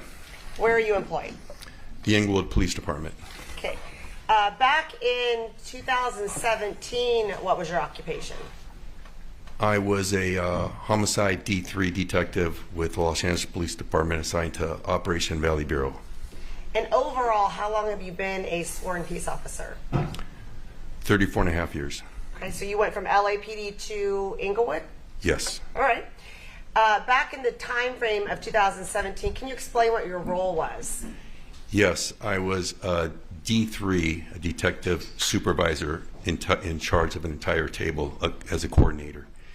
And I was in charge of 6 detectives. Did you at some point, was that in a homicide unit? That's correct. Okay. And where was that homicide unit out of? What area of Los Angeles? We worked out of the Van Nuys station. During that time, did you supervise some detectives that we've heard from? A Verna, a Parshall, did you supervise them? Yes. And then how does that work as far as your rank? Were a D3 as opposed to somebody who's in homicide as a detective? Yes, when you become a detective, you become a D1 where you're an investigator. Then you can promote to a D2, which you're a supervisor. And then you promote to a D3, which now you're a supervisor in charge of the entire squad. January of 2017, how long had you been in LAPD, the homicide unit in the Valley?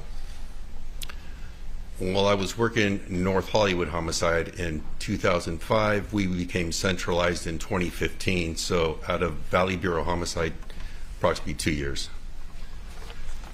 And then how long overall in homicide? 18 years. Okay. Did you respond to a radio call then of an occurrence that occurred at 5012 Queen Victoria Street, or road actually, in Woodland Hills on January 23rd, 2017?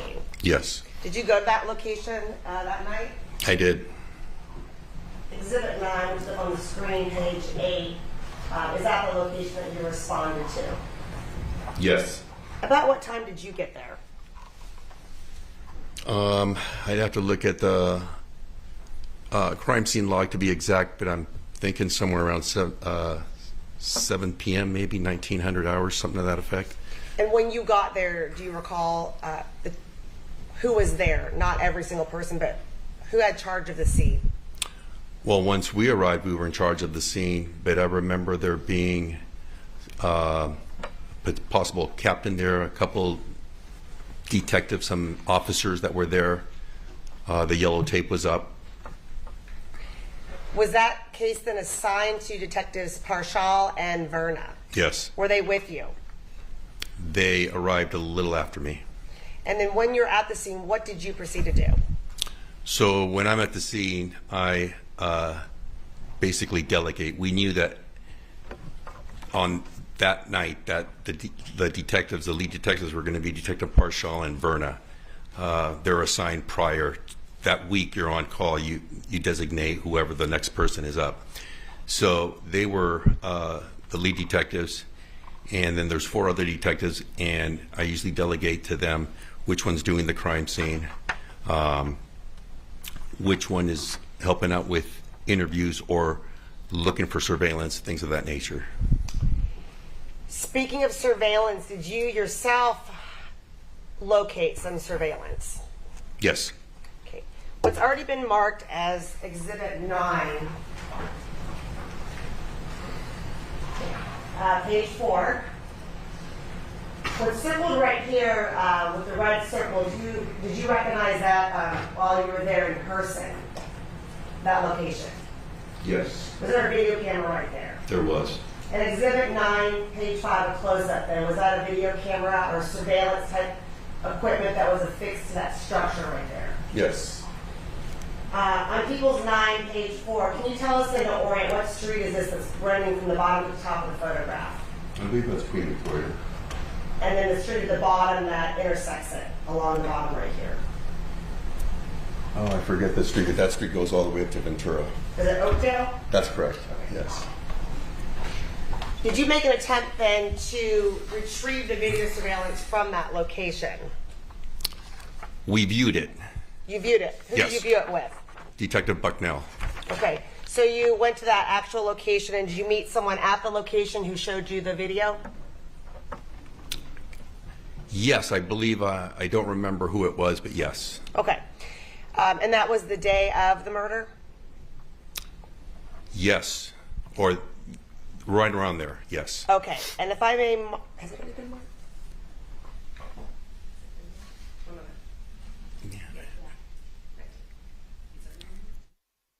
What's already been marked as People's 19, if I may play a video.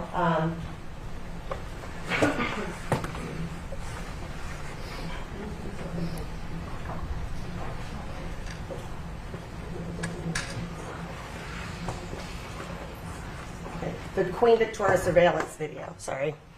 Just to make sure, because on 19 we have multiple videos. If I may play that.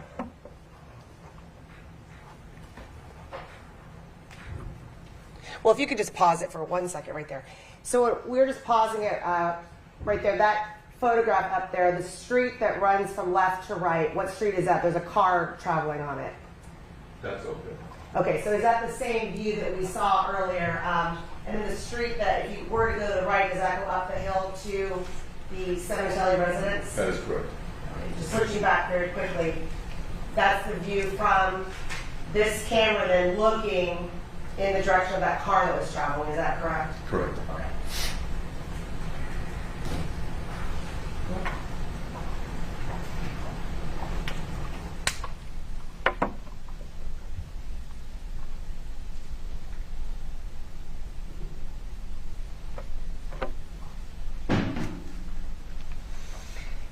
Does that video then that you just watched in court depict what you saw that day when you viewed the video at that location? Yes. And was that showing the two, let's call them joggers, wearing the hooded sweatshirts?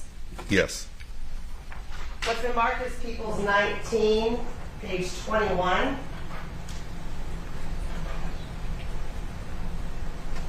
that a screenshot then of what we just watched on the video? It is. Okay. Did you note the timestamp that was on the video while you're watching it live that day on the 23rd of January 2017? Yes. And did you note the timestamp on it if it was accurate? It was off. How was it off? Exactly what it says there, 1 hour fast. So the timestamp showed 1 hour fast. Correct. Okay. So if the timestamp is 17:18 on the actual video, what is that in regular time? That would be 5:18. Okay, and so then you were able to determine that the video was actually at 4:18 p.m.? Yes. And how did you determine that? By looking at the video and then comparing it to the real time. Okay. All right, and then there's another video. Did you also look at a video of a car leaving this area and take that as part of your evidence? Yes. I have a second video. It's also on People's 19.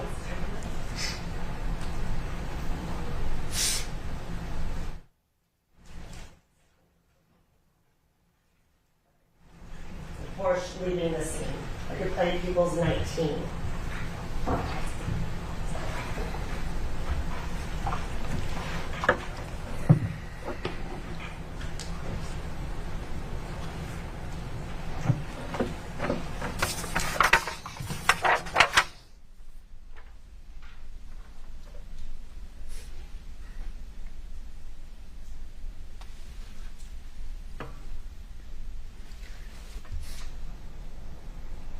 Okay. The video up on the screen and that Porsche leaving, that's the same intersection we've been talking about now, leaving from the direction of the Sementilli residence, leaving and going right on Oakdale, is that correct? That's right. And Exhibit 19, page 23, just for reference, is that a still shot of what we're looking at on the video? And again, 1 hour ahead. That is correct. So that's at 4:53 p.m. Yes. Okay. Did you put out some type of crime broadcast No. regarding this? A crime alert. Okay, what is that? Yes. That, a crime alert, we manufacture that at the station, and then we put information of what we're looking for in a certain situation, in this case, this murder. And then we have People's Exhibit 7 then. Is this an example of some of the crime alerts that you helped to create? Correct. And what's the purpose of this? This is for the purpose of police officers that go out and patrol.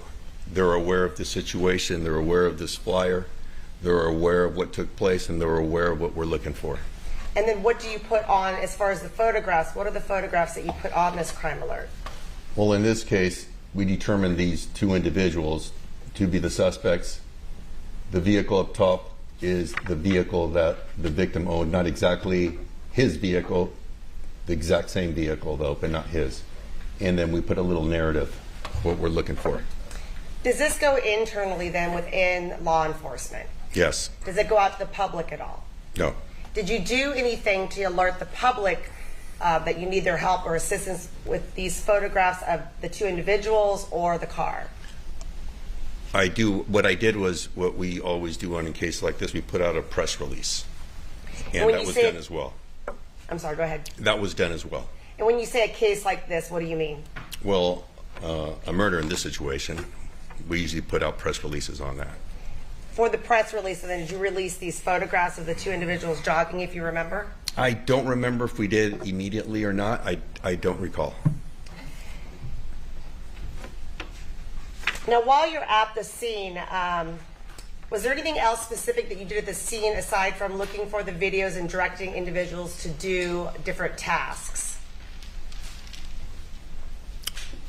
Well, like I said, when we arrived there, we looked at the crime scene. We tried to identify evidence, whether it be biological, trace, technological. Door knock neighbors. I know I went there the next day and door knocked a few neighbors myself. I don't know specifically what you're asking, though, in regards to what else I did. That's fine. Now, did you also receive a call from a Salma Cherry on June 25th? Yes. And what did he tell you? He was giving me information of when he last spoke to the victim. He identified himself as being don't remember if a co-worker or his boss. I think it was his boss, and he had informed me that he spoke to the victim on that day of the murder. Did he tell you if you received any voicemails from that victim, Fabio? Yes. What did he tell you about that? That the victim had left a message on his, I don't remember if it was a cell phone or machine. Okay, do you recall what time that message was? I believe it was 4:27 p.m. Okay. Does that assist you then in a timeline as to when the victim was obviously still alive? Yes, he was alive at 4:27 p.m. on that day. Now, as far as an autopsy, well, not an autopsy, but an autopsy.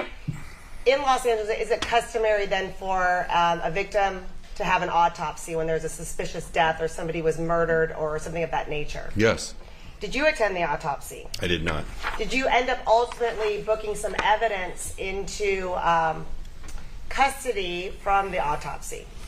I did not, but I signed a property report that was prepared by Detective Parshall, who did book evidence from the coroner's office. So did Detective Parshall then bring you the victim's what we call a bloodstain card, item 72? Yes. What is that? That is a bloodstain card that is obtained by the coroner's office as a reference from the victim. So the victim's blood? Correct. Okay. And then item 73, victim's clothing, was that booked, or you signed off on that to be booked by Detective Parshall as well? I did. And then item 74, victim's haircut. As well, yes. And you signed off on that as well? I did. On March 20th, 2017, did you receive a call from Feidy, F-E-I-D-Y, who represents Cody?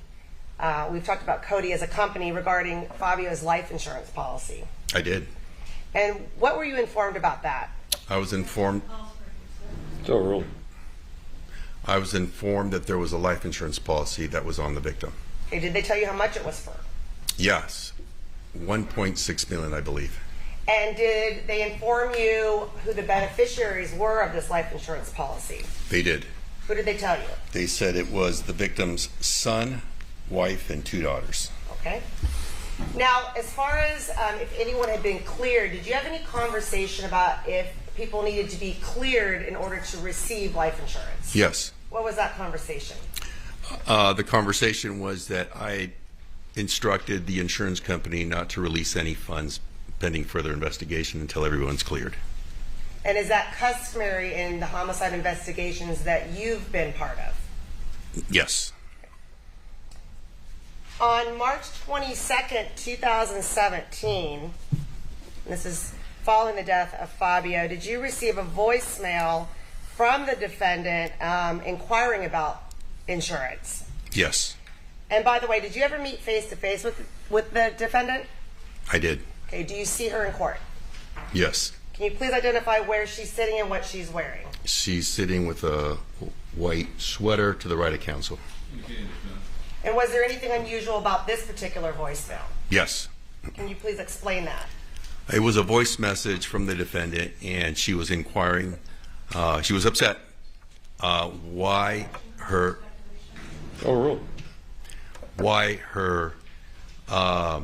insurance funds were not being released at the time. She wanted to know why. She expressed that she had financial issues and demanded a phone call back. And was this voicemail to you or someone else? It was to me, but she wanted a call back from myself or Detective Parshall. At this point, were you the lead detective on the case handling it? I was the supervisor of the case. Okay.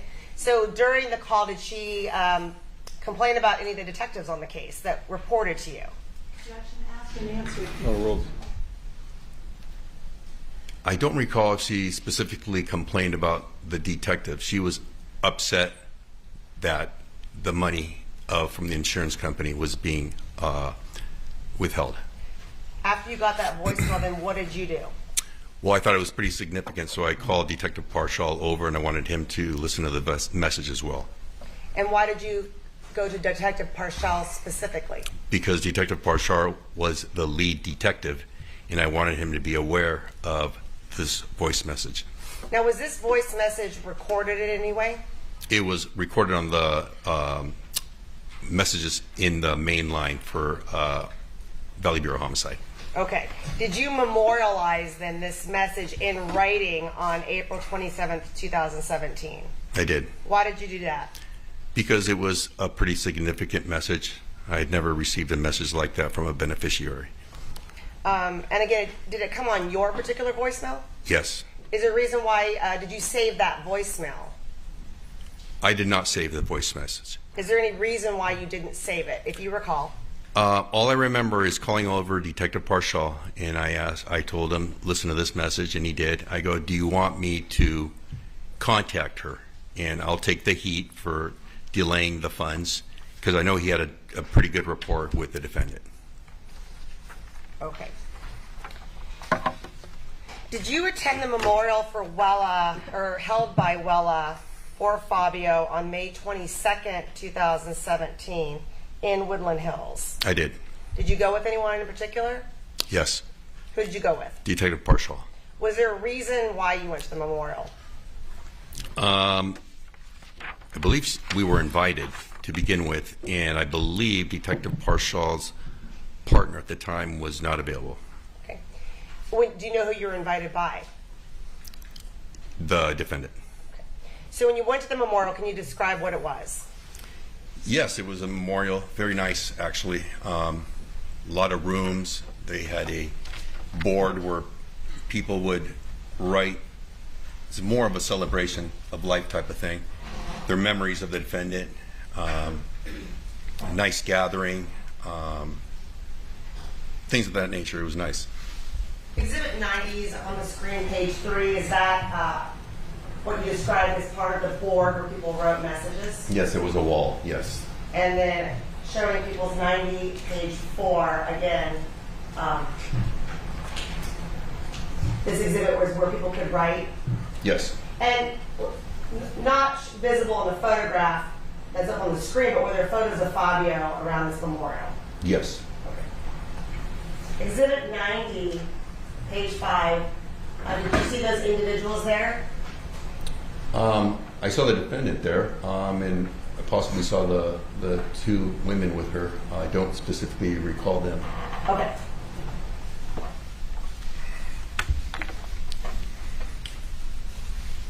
Did you talk to the defendant at this memorial? Yes. What did you talk about? Well, she gave us a tour, basically, and showing us around and things of that nature. Did she tell you anything about her relationship with Fabio? Yes. How special? Sorry. How special it was. How in love she was. How he was her soulmate. How hard it would be to continue her life. Things like that. Now, during this memorial, did she address the audience or the people that were there? She did. And what did you see her do? There was a gathering of people, and she addressed the entire audience and spoke about Fabio. Okay, did she sing anything? She did. What did she sing? It's overruled. I believe it was "I Did It My Way." And was it just her up on the stage singing that? I believe so.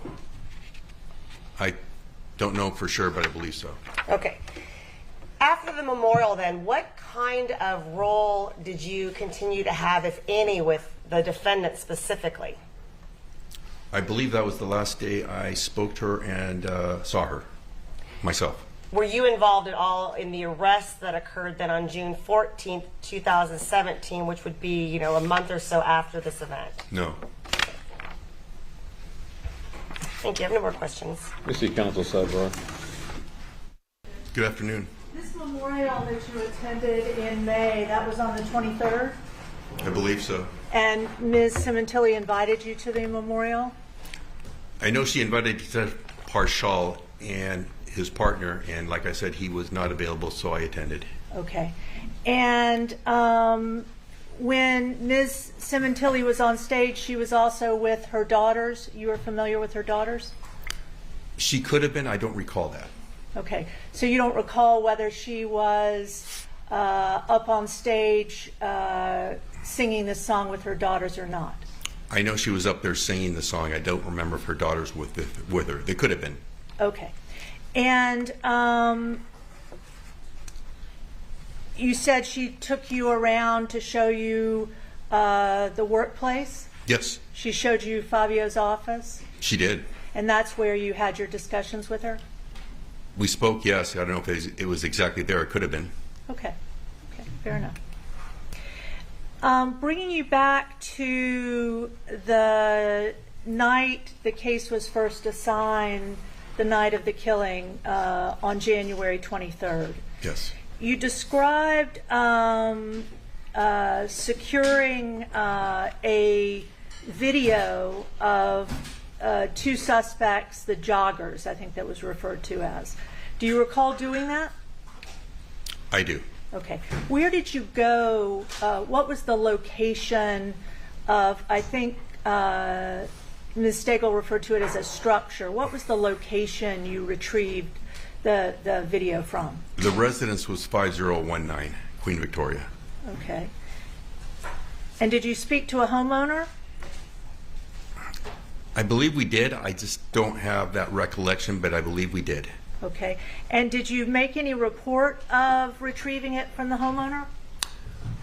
I did not, because we didn't retrieve it. We viewed the video.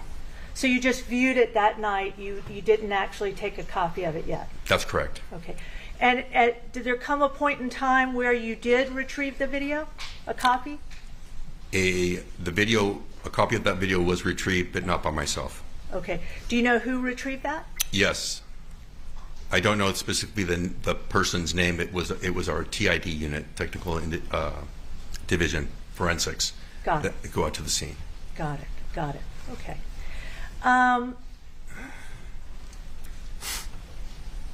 You discussed earlier, you testified earlier about receiving a call from a representative of the company. Do you recall that, about life insurance? Yes. And that person that called you was somebody named Feide? That rings a bell, yes. Okay. And that person informed you of the beneficiaries to the life insurance policy, the proceeds would be shared, correct? Yes. And they would be shared by the son, the 2 daughters, and Monica, correct? Yes. That was your understanding. That was my understanding, yes. And you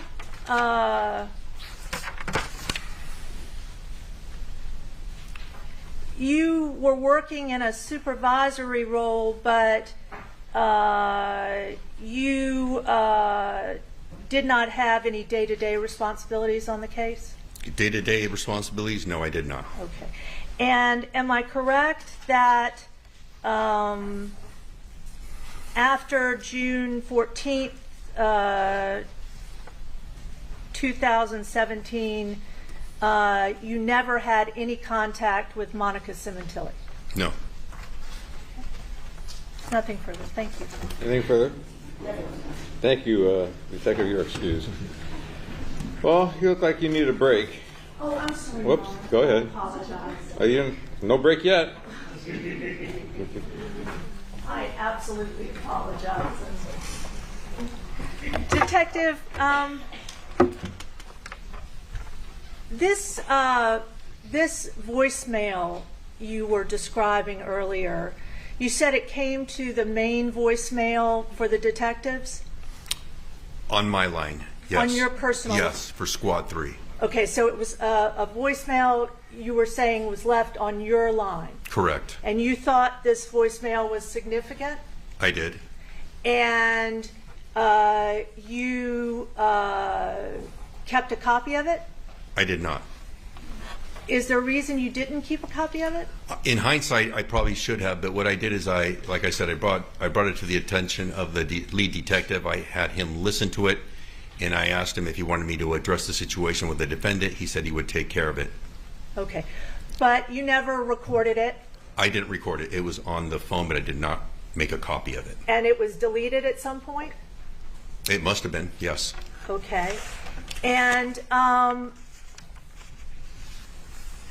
did you receive any other communication, voicemails, letters, anything like that from Ms. Sementilli?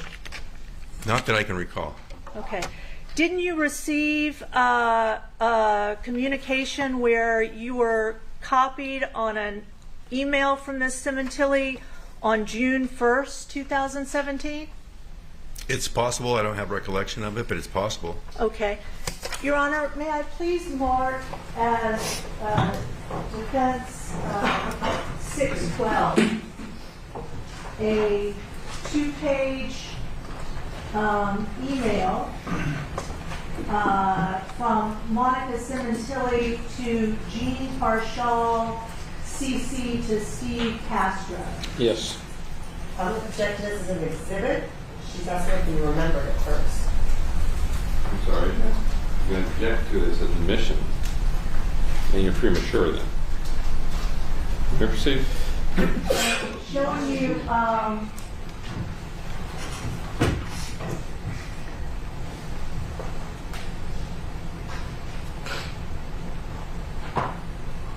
Showing you this email. Did you ever receive this email from Monica Sementilli on June 1, 2017? I may have. I just don't have recollection of it, but I may have, yes. Okay. Is that your email address, 26287@lapd.online? Correct, at the time. And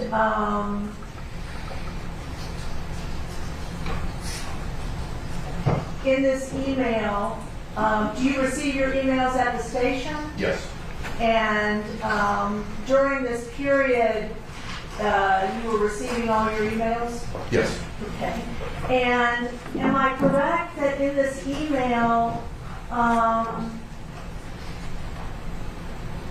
Monica Sementilli is communicating about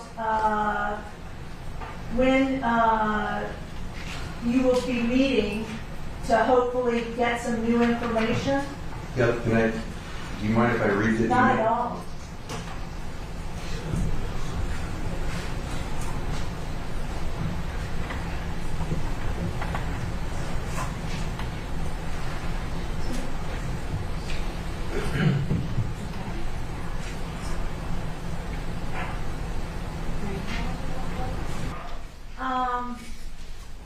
The email sent by Ms. Sementilli, she references a meeting that was scheduled for a couple of weeks that she says hopefully there will be some new information. She does talk about that, yes. And she talks about phone records for her and the girls, and that she can easily access them and to let her know dates. Yes. And she talks to you about that she's going to be away from June 9th to the 13th, but her realtor will be at the home to show the home. Yes, she says this to Detective Farshaw. She CCs me. Yes. She CCs you on your Correct. email. And she also talks about that Fabio's employer has continued to pay his salary, but that kindness is limited to the end of this month, correct? Yes. And this is an email sent in April, correct? Can you I'm sorry, scroll? June 1. Well, I can't see it, but I'll take your word for it. Yes. Nope, let me Okay. sure. June 1st, 2017. Yes. So she's referencing the salary extension ending in the month of June. Yes. And she is talking about that she's forced to liquidate things, what we can in an untimely manner. Yes. And she tells you that it's been over 4 months since you commenced the investigation, and she fully understands that it's both lengthy and complex. Yes. And that any assistance you could provide to us would be greatly appreciated and would remove tremendous worry and burden. Yes. And then she finally asks you if there's anything more that they can do to accelerate the insurance claim process and what you need to facilitate this. Yes, she talks about helping on this email. Mm-hmm. Yes. And that was, again, an email from Monica Sementilli to Jean Parshall, CC to you on June 1, 2017. Yes. Thank you. Nothing further. Yeah, go to Ms. Daigle. Okay, so just to put it in perspective, Detective, on March 22nd, 2017 was the voicemail when she was upset about the life insurance and caused you enough concern to go to Parshall, correct? Yes. She didn't mention anything else about any other topic but the life insurance. That is correct. Okay. So then in June, 3 months later, she sends a letter not to you but to Parshall, an email. Is that correct? That is correct. Defense 612, and then she concludes the letter once again at the very end, saying, let us know what more we can do to accelerate the insurance claim process and what you need to facilitate this. So once again, she's asking about insurance. She is. Okay, thank you.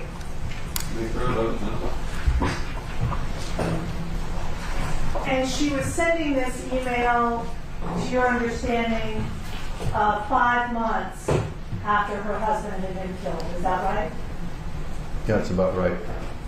Thank June you. 1st. All right, so we're going to take a big vacation. Due to the your excuse, Detective. Thank you. Due to the holidays and all that kind of stuff, we will not be in session again until next Tuesday.